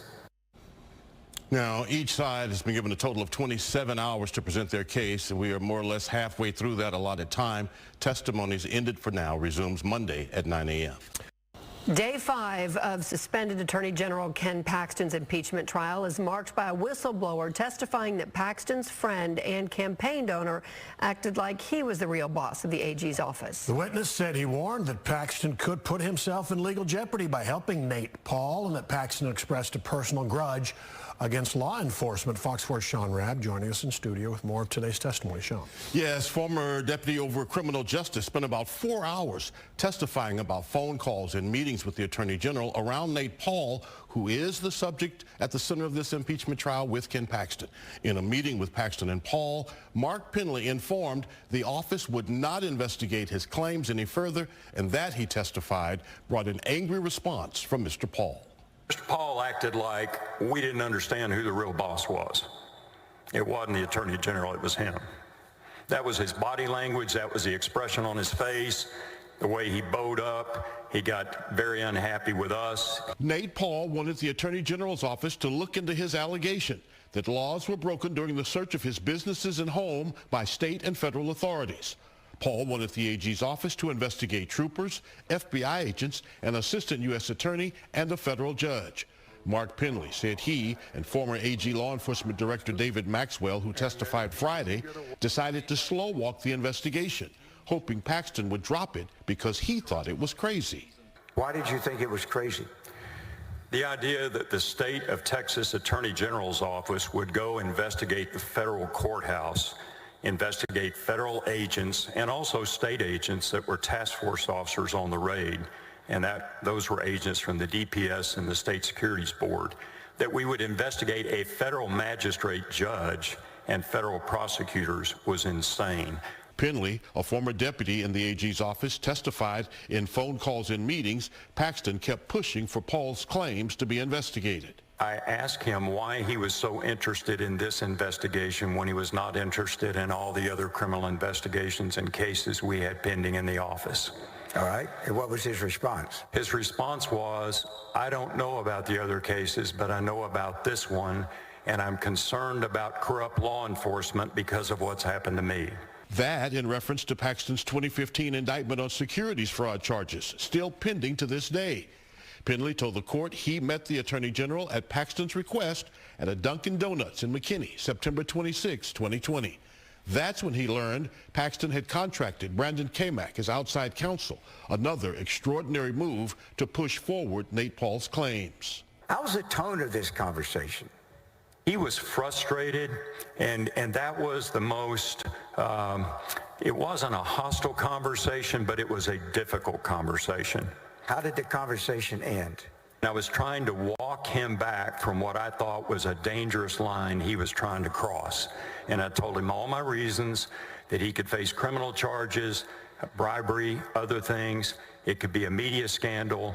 He could get himself in a lot of trouble. He needed to leave this alone, to back away from it. On cross-exam, Paxton attorney J. Mitchell Little focused on Penley and Maxwell, quote, slow-walking the investigation. And Ken Paxton was upset with you that in 6 weeks, you and David Maxwell had done nothing. True? Which part of the question do you want me to answer first? You asked me if we'd had it for 6 weeks. That is true. And it's also true we had done no investigating in that 6 weeks. Challenging what proof Penley had that Paxton had done anything wrong. On September 26, did you have any physical evidence, documentary evidence, eyewitness evidence, or circumstantial evidence that Ken Paxton had committed or been bribed by Nate Paul? I had circumstantial evidence. Anything else? I had his behavior. Anything else? The campaign donation. Anything else? His absolute refusal to listen to common sense and reasoned legal positions. He wouldn't listen to anybody on the executive staff. There was another staffer this afternoon testifying about the Paxton affair and the impact of the morale on the Attorney General's office. Now, this morning, Lieutenant Governor Dan Patrick says testimony could end Thursday. Each side will then get 1 hour for closing statements. Senators will have to stay in Austin and deliberate through the weekend if necessary until they come to a decision. Okay, Sean, thank you. All right.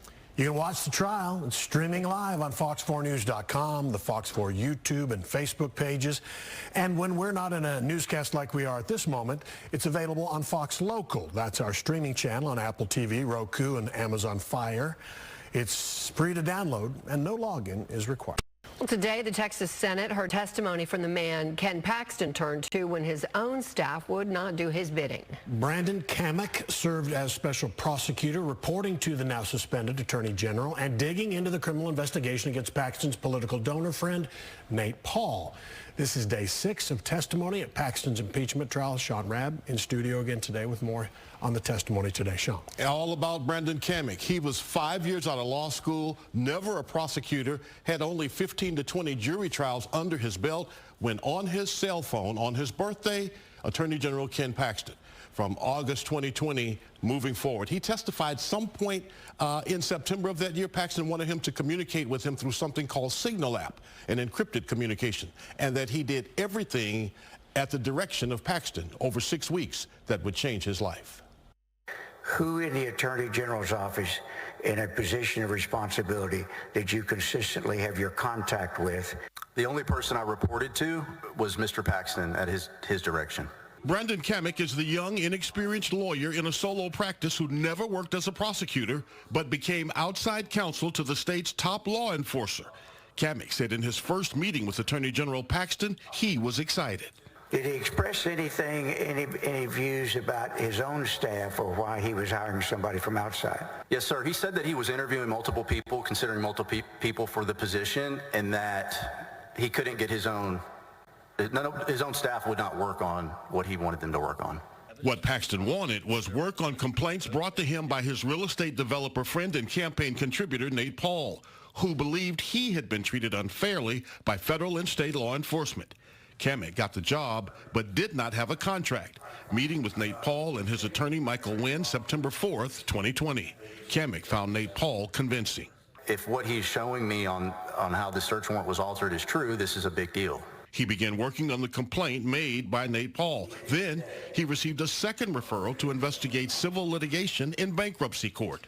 I spoke with Mr. Paxton about the referral because I wasn't sure if my scope of my contract covered that. Sure. And so, you know, he said that it did. And so I was like, well, I'm going to rise to the occasion. I'm going to figure this out. Kamek testified he constantly asked for credentials, a badge, an email, something to prove he was working as a special prosecutor for the Attorney General's office, but never got that, and began preparing subpoenas in both cases, emailing some, delivering others to financial institutions in person. Nate Paul's attorney insisted, he says, on going with him. But as a sign of the conflict between Paxton and his own staff, when subpoenas were delivered, Kamek got cease and desist letters from none other than the Attorney General's office and a visit by U.S. Marshals.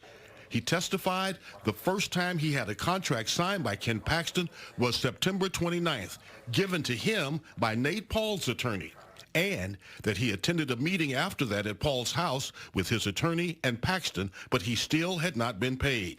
Early October, Kamek met with Paxton and others at an Austin Starbucks.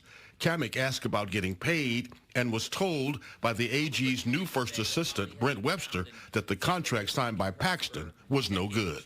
I think I ballparked and I said, what about my $14,000 invoice? And he's like, well, you're going to have to eat that invoice. I've had to eat $40,000 invoices. Now, Mr. Kamek testifying that was Brent Webster telling him that, look, while the prosecutors are trying to prove certain elements of the articles of impeachment, the defense needs the jurors to see otherwise. I mean, a lot of bad things may have happened to and around Brandon Kamek's practice over those 6 weeks in 2020, but the question is, did Paxton do anything rising to the level of an impeachable offense? After all the testimony about contracts, secret communication, and everything else, does any of it equal impeachment?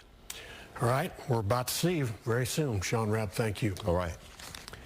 You can watch the trial streaming live on fox4news.com, the Fox 4 YouTube channel, and Facebook page. And when we're not in a newscast, you can watch Fox Local. That's our streaming channel. It's free to download on Apple TV, Roku, Amazon Fire, and Android TV. No login is required.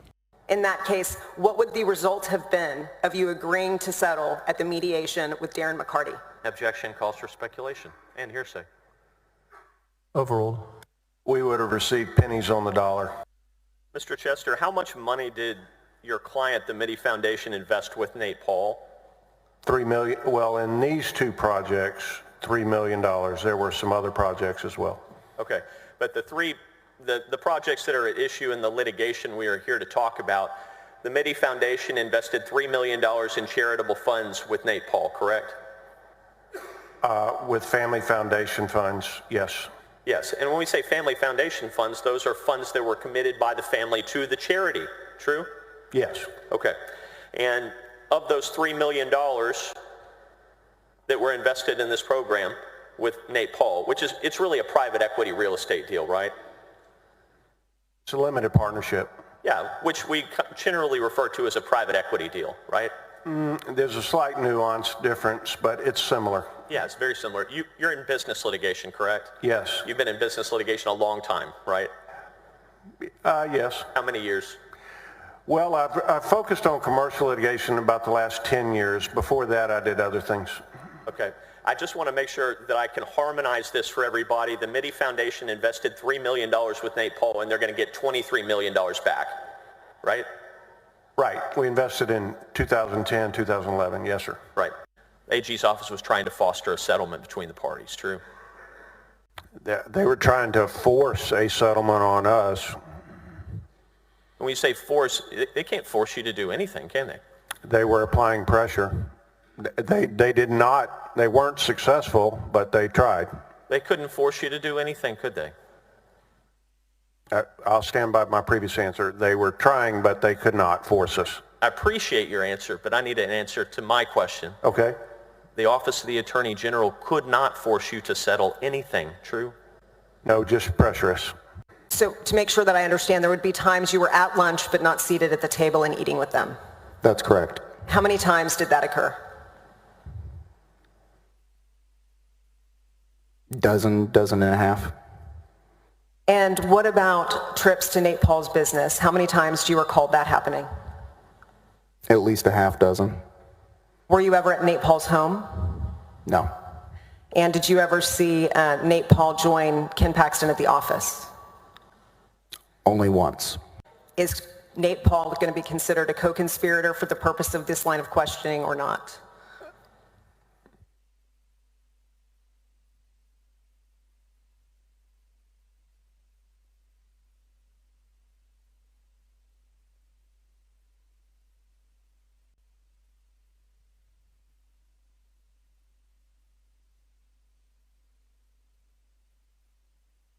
Your Honor, before you, if I could, a conspiracy requires an agreement. Can I take the witness on voir dire to establish there's never an agreement?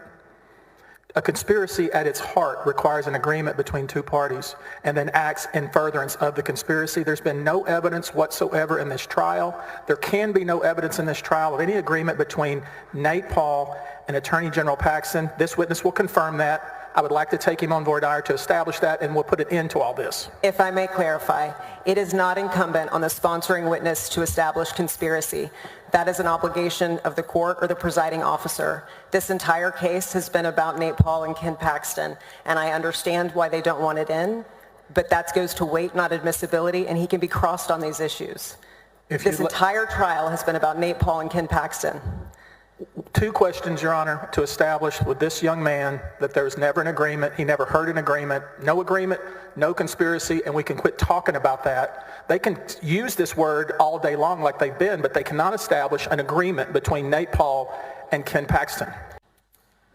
He was stating that he would need to check with Nate on the cost of countertops and renovations to the cabinetry in the kitchen. I'm going to be very specific. Did he have to check on the cost, or did he have to check on, did Mr. Wood seem to already understand what the cost would be? Yes. And what was the cost? He mentioned the total of $20,000. For what? For the cabinetry and the countertops. And what was Ken Paxton's response? That he wanted to do it or did not want to do it? He stated that he would like to move forward. And then what was said by Kevin Wood? He said, I would check with Nate. Did you relay that conversation to anyone? I related to two individuals. Were either of them people who worked above you at the Office of the Attorney General? Yes. Were you relaying the information to be salacious or for another reason? I was seeking advice. And who did you speak to? I spoke to Mark Rylander and Blake Brickman. What did Mark Rylander or Blake Brickman advise you to do? Objection, hearsay. Your Honor, Okay. What did you do after speaking to Mark Rylander and Blake Brickman? I spoke to General Paxton. What did you say to Mr. General Paxton? I asked him about the conversation that I'd overheard, and I stated that I walked away with a certain impression. Let me pause you. With what impression? I walked away with the impression that Nate Paul was involved in the renovations of General Paxton's home. What concerns did you have about that? Given the fact that we were working on several items related to Mr. Paul, it felt as though there might be an inappropriate relationship there. Were you that clear with the general? Yes. And what happened? He stated that he appreciated me bringing his concern to him, and that he then assured me that that was in fact not the case. Did his explanation absolve all concerns? No. How did you feel at the conclusion of that conversation? Still uneasy, but I never discussed it after that with him. Did you ultimately put in your notice and quit? I did resign, yes. Was that on November 2nd, 2020? If I recall correctly, yes. Makes sense then that payments would stop, is that correct? Yes. And did they stop from the Office of the Attorney General? They did. Did they stop overall? No. What else were you provided? I was continued to be provided a monthly stipend by the campaign. Did you notify Ken Paxton's campaign that you were still receiving money and that you should not be? No, I had let them know that I was leaving and to cut off my access to both the email and the calendar, and that I should cease receiving stipends. When did you cease receiving stipends? Not until the following year. And what, if anything, did you do with that extra money that you had been provided? Michelle Smith had sent me a W-2 with that amount. I contacted her, not understanding that I continued to be paid. I asked her what I should do with the money and if General Paxton would like it back. She reached out to General Paxton, who informed her to tell me to keep it. And I stated no problem, and I went ahead and donated the money back. They told you to keep it and you donated it back? Yes. Why did you do that? I didn't do the work. How did you feel about receiving money from Ken Paxton's campaign after you ceased employment and in light of all the facts relevant today? I have no reason to believe that it was with malicious intent. It might have been an innocent mistake. I think maybe more specifically, I'm talking about your character. What made you return it? I didn't put in the work, and I did not want any instance, I didn't want it to appear as though I might have any conflict of interest if anything like this ever came about. Are you accusing, and I don't think you are, I just want to make it clear, because you were probably with General Paxton more than anyone else during that time frame that you were working for him, weren't you? Yes. I mean, I want to make it clear. I think that the senators know, but just for the public, sometimes you would be what's called a body man. You ever heard that term? Yes, I've heard that term. Yeah, and basically you're with your boss all the time until he releases you for the day. That is correct. So you would have been spending more time with General Paxton than anyone else, right? Yes. More so than even his wife, Angela. Yes. You're not accusing him of bribery, are you? I'm not. Let's be clear. The guy that spent more time, and that's you, Drew, with General Paxton than anyone else during the time frame that we're here to talk about is absolutely not accusing General Paxton of doing anything wrong at all, are you? I'm not accusing anybody of anything, no. Okay. You don't have any actual knowledge that Nate Paul ever did anything for General Paxton other than buy a lunch, isn't that right? That is correct. Let's be clear. The man that was with General Paxton more than anyone else is testifying under oath that you have no evidence, no knowledge that Nate Paul ever did anything for General Paxton other than buy a lunch. Isn't that true? That is correct.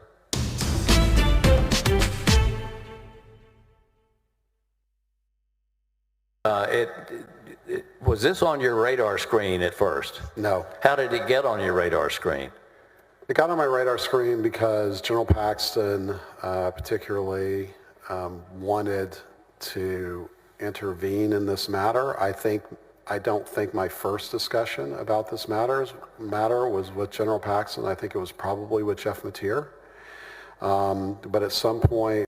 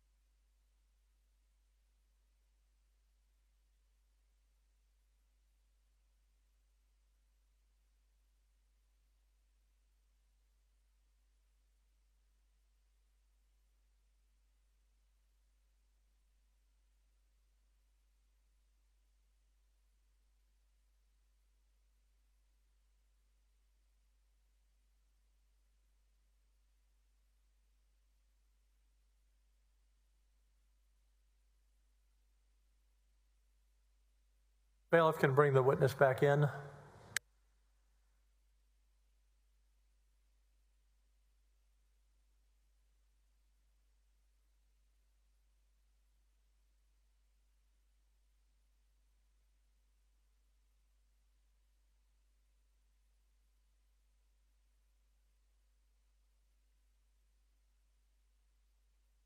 Members, for the record, the House Board of Managers called Laura Olson. She is present but has been deemed unavailable to testify. As soon as we get the witness in, we can continue. I said the House Board of Managers called Laura Olson. She is present but has been deemed unavailable to testify.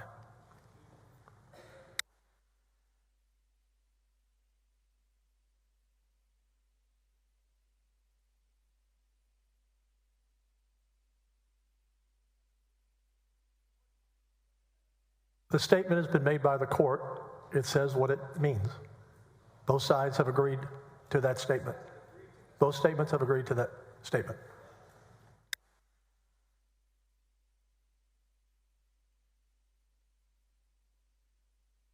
Did not mean to be short with you, Senator.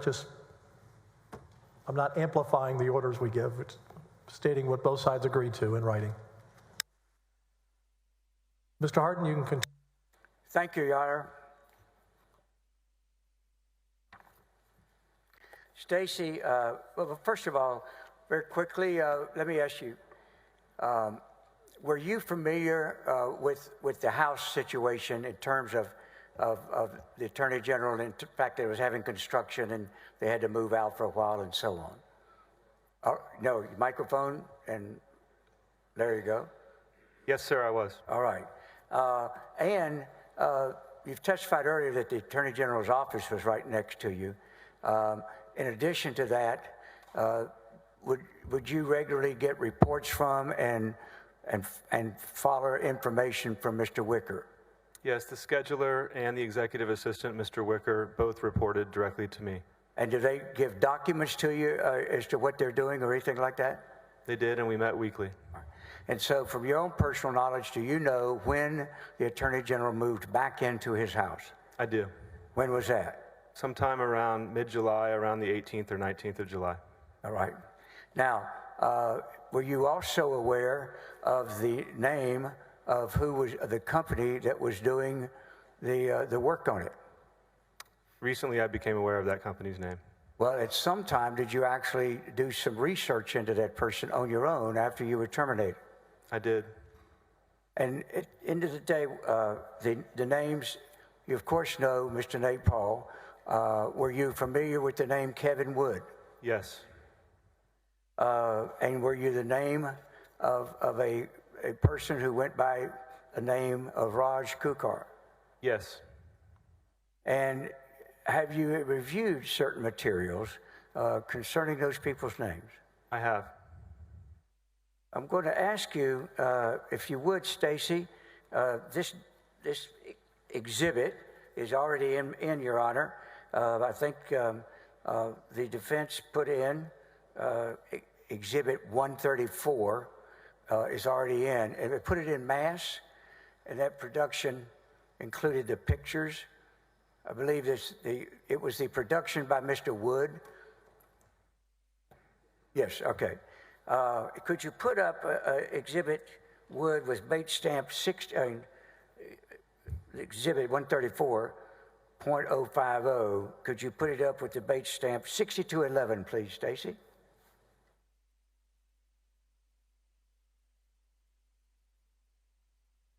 Now, I'm going to publish it for you and ask you a couple of questions. First of all, Kevin Wood, were you familiar with the fact that he was the main worker or in charge of the work that was going on at the house? Yes. I won't object, Your Honor. He said he learned this later. He had no personal knowledge at the time this happened. Sustained.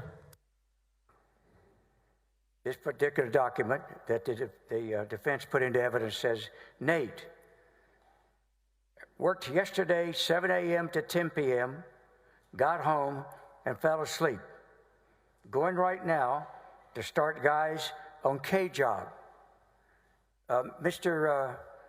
Kujar's last name begins with a K, does it not? Raj Kumar. Kumar. And Mr. Kumar's company is what? Cupertino Builders. All right. Then guys at Ben White Concrete asked for help. After I check on the 3M guys, I can get email more detailed schedule. Does your house look okay for Father's Day tomorrow, or does it need cut?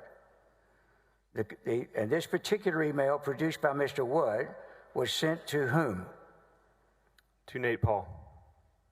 Now, it lists a series of things here. Would you read those off of things that are to be done? Sat subfloor. Sunday subfloor. Slow down. Go ahead. Monday, restore old floor. Tuesday, new floor. Wednesday, new floor, landscape front and fix irrigation. Thursday, new floor, new fans and fixtures, finish landscape. Friday, finish new floor, finish electrical. Saturday, seal all floors up. Sunday, clean up. Can you imagine any reason that the man doing the work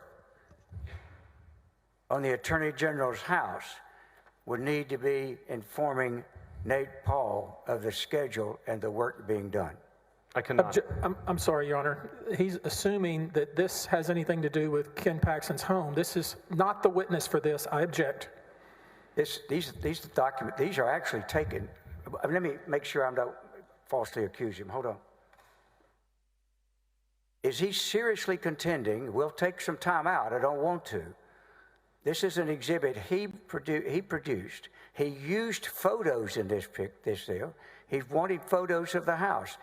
My question is, I don't want to falsely accuse Mr. Busby, but is he seriously, as an officer of the court, contending there is any question as to whether or not the documents in Exhibit 134 have to do with Mr. Paxton's house? Your Honor, I'll respond to that. And yes, he has accused me of a lot of things throughout this trial, but I'm not too concerned about it. You can see from the email itself, a fair reading is this man is working on multiple different jobs, and this witness has no ability to tell us what these things and whose job that is. This guy was also apparently a landscaper and was doing different jobs, and we don't know. We know that some of the pictures, obviously, are of the kitchen in the Paxton home, but we don't know, and this is not the witness to be asking about the renovations because he doesn't know anything about the renovations. My question was, is he contending seriously, he hasn't answered it yet, that these documents do not have anything to do with Mr. Paxton's house? If so, we'll try to prove that up later. I don't believe he said that. I didn't come here to answer his questions, Your Honor. I was going to say, thank you. It's not his, you're not asking him questions. He made an objection. He explained it. You made an objection. Thank you. I'm going to sustain the objection. Is the court ruling? All right, thank you. If I can now, Stacy, would you put up exhibit with the date stamp 6212? The last exhibit was 620.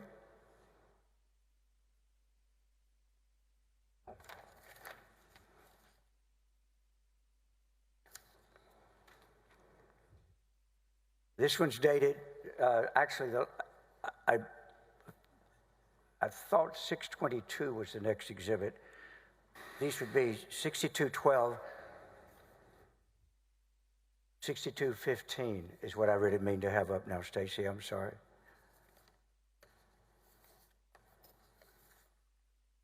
The date of this one, please, sir. July 4th, 2020. And this one is from Mr. Nate Paul to Mr. Kevin Wood, is it not? It is. Nate Paul tells Kevin Wood what? Great. Can you send me pics? Kevin Wood responds what to him? Guys just finished applying second coat of sealer. Stacy, I'm sure that it was wrong, my mistake, but I wanted to see if (6211) and 6212, if you would tell me which you put up first and I'll put up the other one now. I don't know whether I gave you the wrong number. Pardon me? All right. Is that what you put up first? All right, thank you. All right, then 6212, please. This is on the 22nd of June. And to Mr. Kevin Wood, he's responding on top of an email from Mr. that we just read on the one on June 20th. Do you see that? I do. And this is Kevin Wood to whom? Raj, Nate's guy, Raj Kumar. All right. Raj Kumar is the president or CEO of the company that did the renovations, correct? Correct.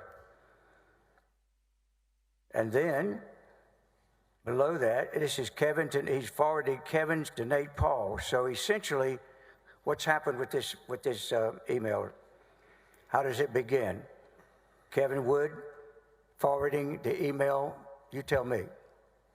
The initial email is Kevin Wood to Nate Paul on June 20th, and then it's forwarded from Kevin Wood to Raj Kumar on June 22nd of 2020.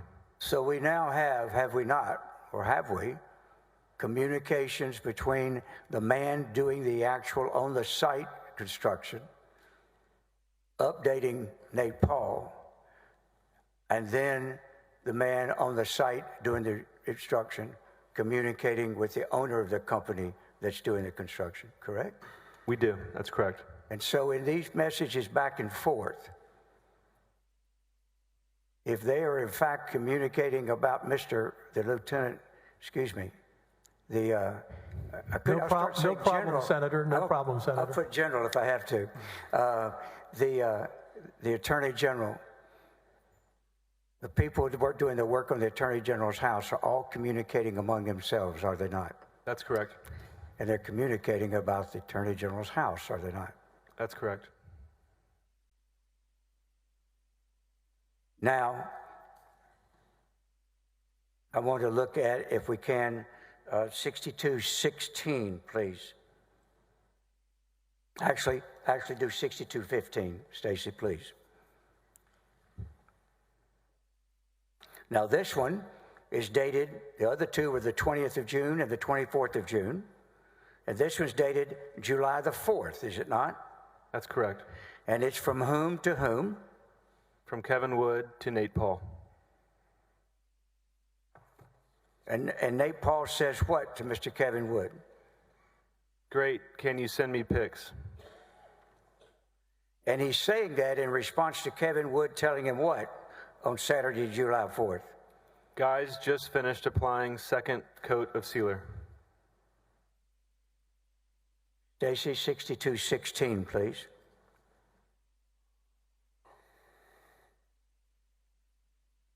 On July the 4th, in response to an email asking from Mr.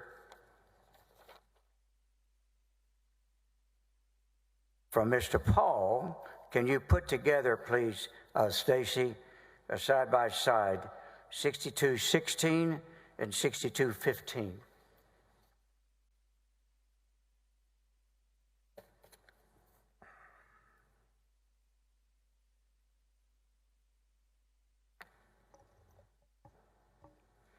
So, on July the 4th, on the left, the one we just went over,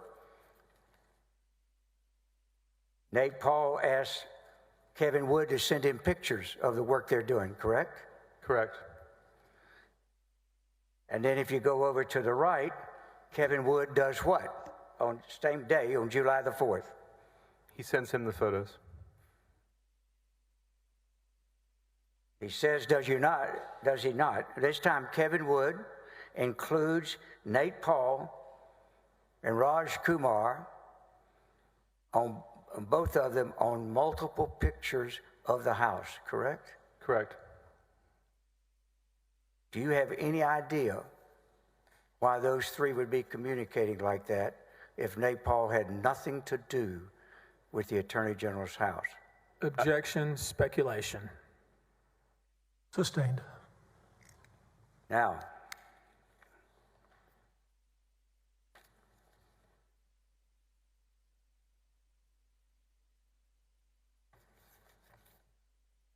after you were terminated, did you start doing some of your, and of course y'all had a lawsuit starting when? November of 2020. Did you yourself start looking to see if you could find information that would help your lawyers and your lawyers for information and so on?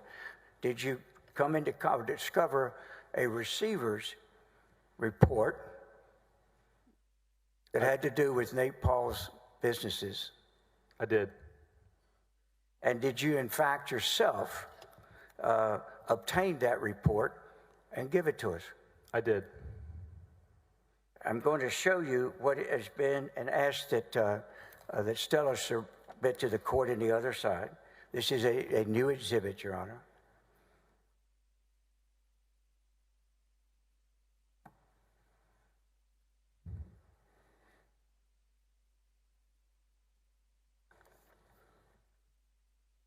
Now, without talking about the internal parts of it, what did you discover? How did you discover this receiver's report, and where was it filed? Your Honor, I'm sorry to interrupt. This first time disclosed. Number two, he's already admitted that he didn't have any personal knowledge of this. He just went and found it. He's not here as some kind of investigator. He's supposed to be telling us what his personal knowledge is of things that occurred at the AG's office. What they just handed us looks like to be file stamped October 31st of 2022. Your Honor, excuse me. He was out of the office long before that. All right, Your Honor, if I may respond. Yes, you may respond. This is a receiver's report filed in litigation in Harris County in the 165th Judicial District Court. And what we have and what you have is a certified report, certified public document. It's filed and now certified that it is a public record, and it comes in under 8038A3. Your Honor, first it has to be relevant. Let me just I thought you were finished. Go ahead, sir. Excuse me. Let me finish, please. Public records, and it has factual findings from a legally authorized investigation. And the relevance of it is it deals with the extended cross that Mr. Busby went through about the house and whether or not it was legitimate and all of that. And that is addressed, not the house, but the investigation. And clearly, I respectfully suggest it's admissible as a certified public document. Mr. Excuse me. Do not answer. Mr. Hardin, forgive me. I did not understand what you said just now. Oh, okay. That would not be Give me the first. one more try. Oh, sure. And that won't be the first. This is a certified public document. It is admissible without a sponsoring witness. If it is relevant to the issue, the matter that we're seeking to introduce it in, then it comes in under 803C without a sponsoring witness because it is certified as a public document. Comes in under the public documents exception to the hearsay rule.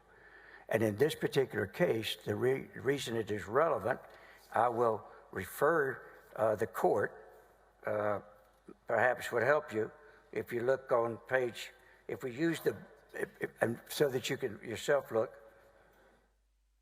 you will look at page 84, base stamp Brickman down below, 84, Brickman 85 in particular. And it has to do with Mr. Nate Paul. Go ahead. Mr. Hardin, I don't see an 803C. What am I missing? Okay, I'm sorry. She's right. What Jenny, Mr. Vork is showing me is you don't have the Brickman bait stamp. That's how we got it.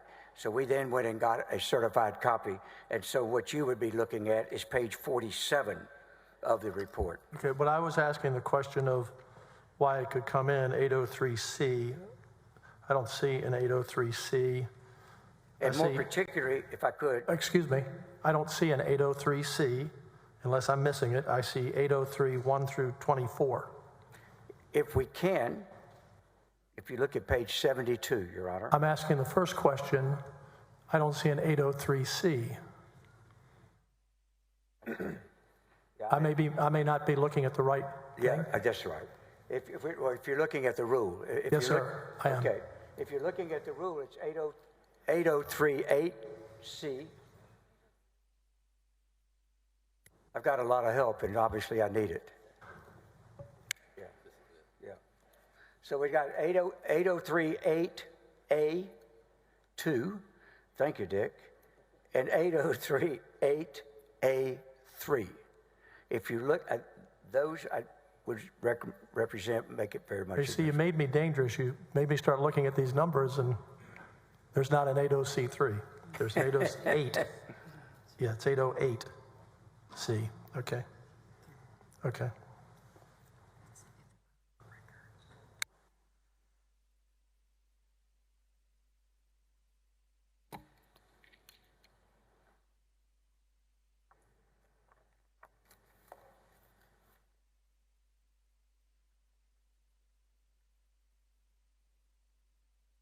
Now that I have the right number, I'm going to overrule the objection. Thank you. Your Honor, Thank you very much. Your Honor, my objection was not hearsay. I mean, he's given you a hearsay exception, but I want the court to note that this is a report from a receiver appointed by the court.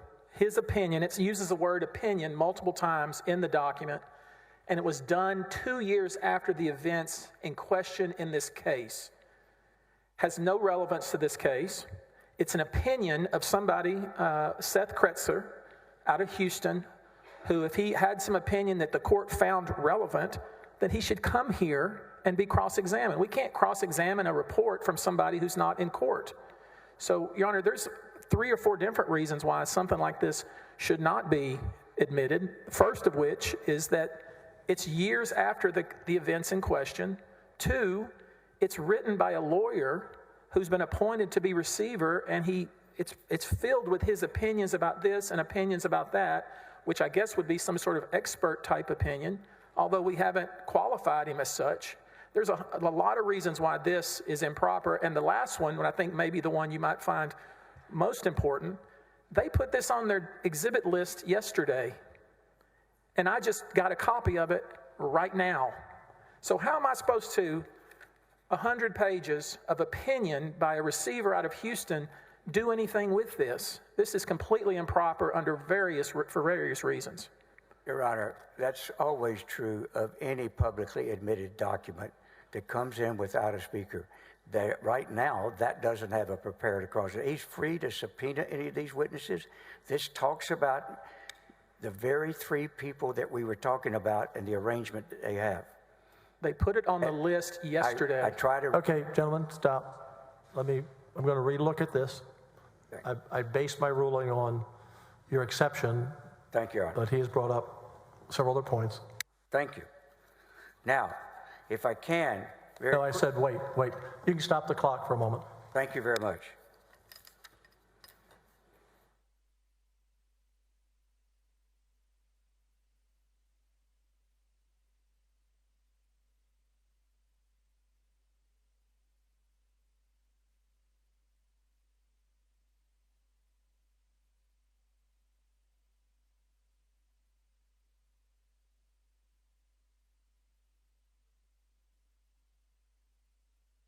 Your Honor, may I, just information, I was just informed, this exhibit, without being certified, was on our original witness list. Exhibit list. They have had this exhibit notice for about a month and a half.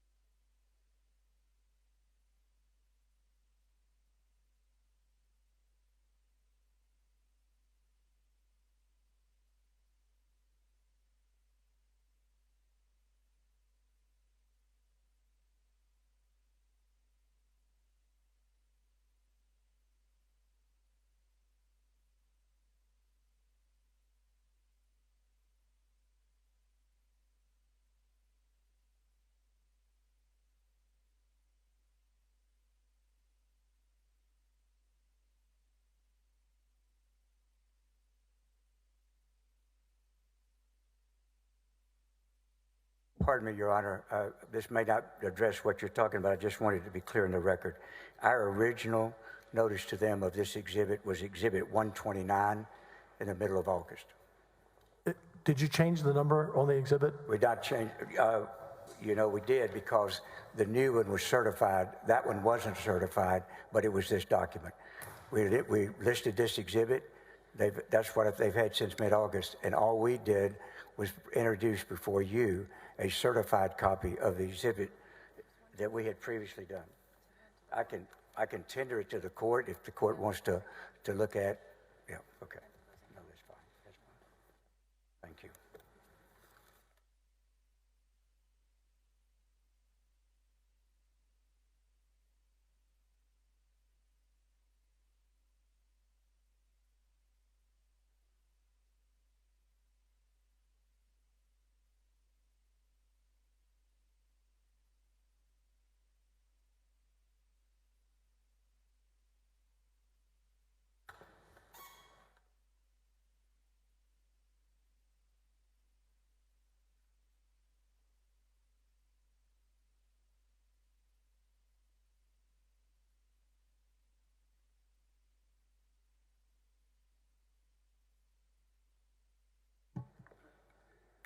On further review with my legal team, it appears, looking at document, it contains double hearsay, so I'm reversing my ruling and sustain the objection. Continue.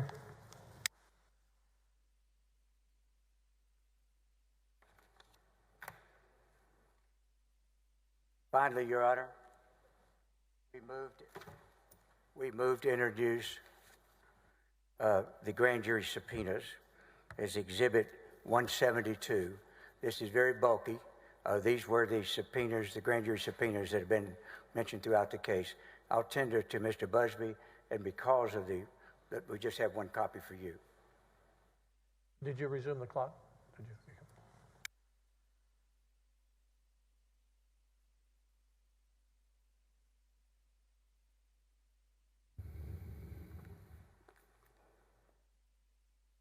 Your Honor, these are, just for the record, these have been offered ultimate exhibits, 172 through 185, then 187 through 209, and 218 and 220. No objection. You may continue. Let me admit these. May I have just a moment to see if that's it for us? Admit 172, 173, 174, 175, 176, 177, 178, 179, 180, 181, 82, 83, 183, I'm sorry, 184, 185, 187, 188, 189, 190, 191, 192, 193, 194, 195, 196, 197, 198, 199, 200, 201, 202, 203, 204, 205, 206, 207, 208, 209, 218, 220, and 2 evidence. Thank you very much. Yes, One sir. final question. Would it be possible for us to find out what sections the court considers double hearsay? In case in that report later, we could come back with bracketed, not to argue with you about the ruling of double hearsay, but to maybe admit stuff that was not. With all due respect, we really did spend a lot of time on that, stop the clock, and on the advice of 4 very wise people up here to help me with that issue, I'm going to stay with my ruling. I appreciate it, Your Honor. If I have just a second, Yes. if I could stop the clock to confer, because I think we may be through, I just want to make sure. Sure.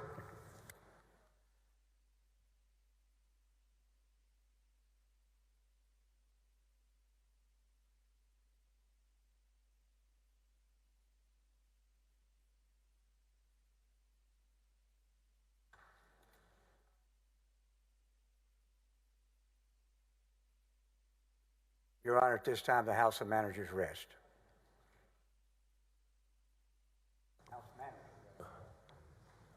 He just rested without a cross-exam. I can recall the witness, though. I'm fine with that. We'll recall this man. We will accept the rest. Yes. And that's how it works. He's certainly right. I mean, I want to concede he's absolutely right. I apologize. I think he is entitled to his day in court. Thank you. So he has given you your cross-examination, if I'm understanding, Mr. Hardin? Certainly. Your Honor, we have some motion practice we'd like to take up with the court today. All right. Now, is he waiving cross or? That I would recall this witness in our case in chief. If there is a case in chief needed from us, I'd like to do some motion practice today. Well, here's the problem. I messed up and shouldn't have rested until he finished his cross. And yet you did. Excuse me. Having this witness come back doesn't make sense. It would seem to me the appropriate thing for him to do is to cross this witness, and then if we had an opportunity or took one to redirect, but it usually should be when both of us have finished with this witness and then we press. The court is having to put up with a screw up by me. I apologize, but I would very respectfully like for him to go and do his cross. I don't have to do a cross. He rested. I will recall this witness. Mr. Hardin? He is waiving his cross for this stage. I understand. If that's the case, there's no problem. You rested, sir. Yes. And I accept that. Yes, you rested. That's fine. And if he wants to put on his case now or he wants to argue a motion, what's the court's preference? Well, it's now up to him. You've rested. It's up to him to either recall the witness or to make a motion, or it's now his call. All right. May I ask what about this witness? He's caught in the box. Is he asking for what? He's asking about this witness. Can he step down at this point? Subject to recall, yes, sir. Okay, you can step down, subject to recall.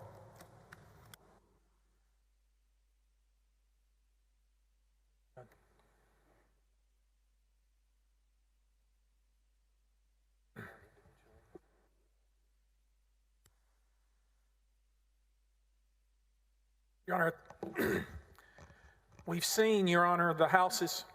Let's wait till the witness is out of the courtroom.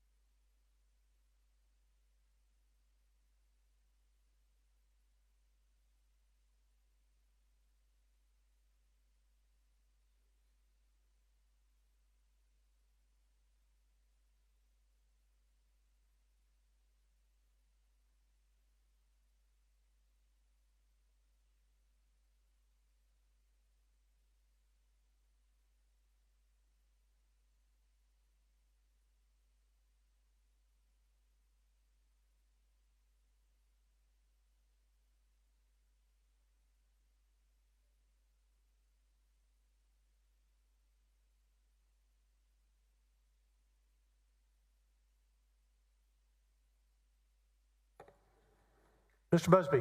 Yes, Your Honor. As I understand from my colleagues, a motion for directed verdict must be filed and in writing. We have done that. We filed a motion for directed verdict on each of the articles, and I think we've also grouped some of the articles. I think those are dispositive. I would ask that the court consider those. I understand that the Senate would have to vote on those, and I just wanted to inform the court that those motions have in fact been filed. And I don't think you probably are interested in a bunch of oral arguments, so I'll stop it there. So pursuant to the rules adopted 25-3 by the senators, a motion for a directed verdict as a dispositive motion must be submitted to the members of the court for a vote, as you stated. A motion for a directed verdict is a challenge to the sufficiency of the evidence. Therefore, these motions will go to the senators under the rules.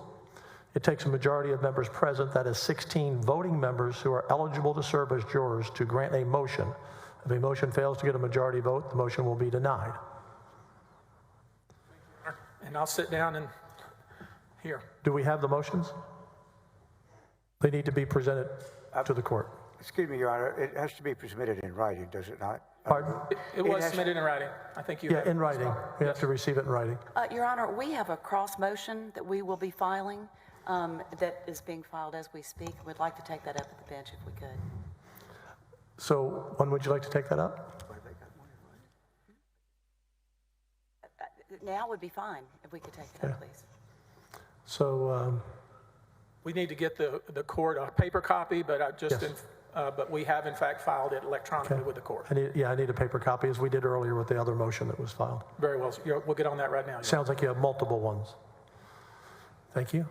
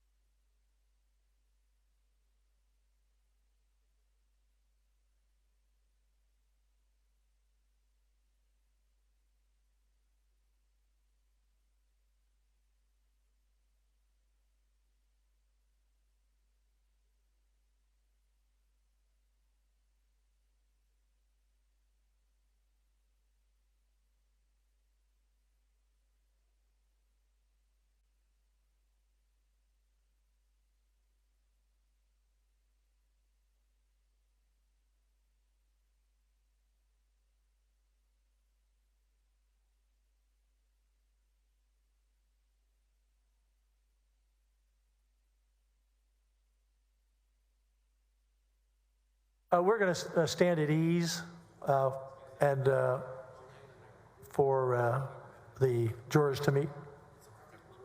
Okay.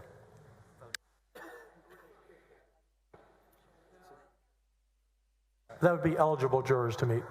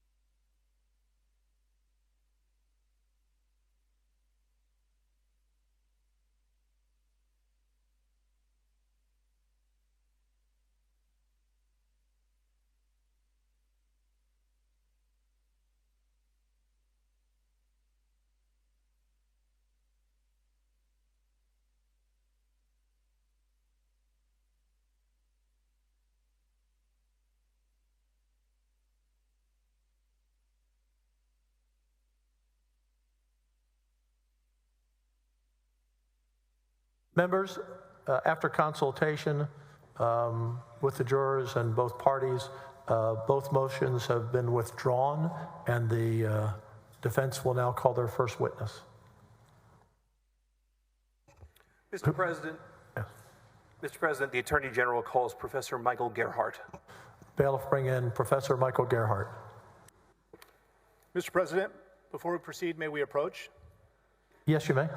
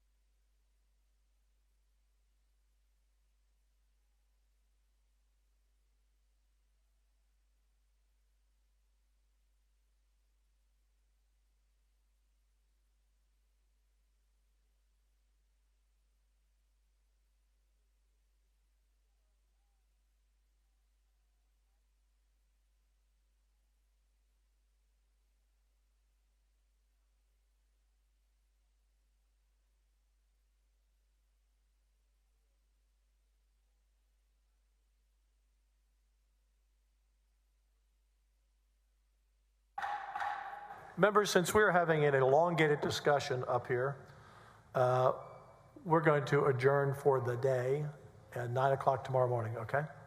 See you at 9 o'clock tomorrow morning.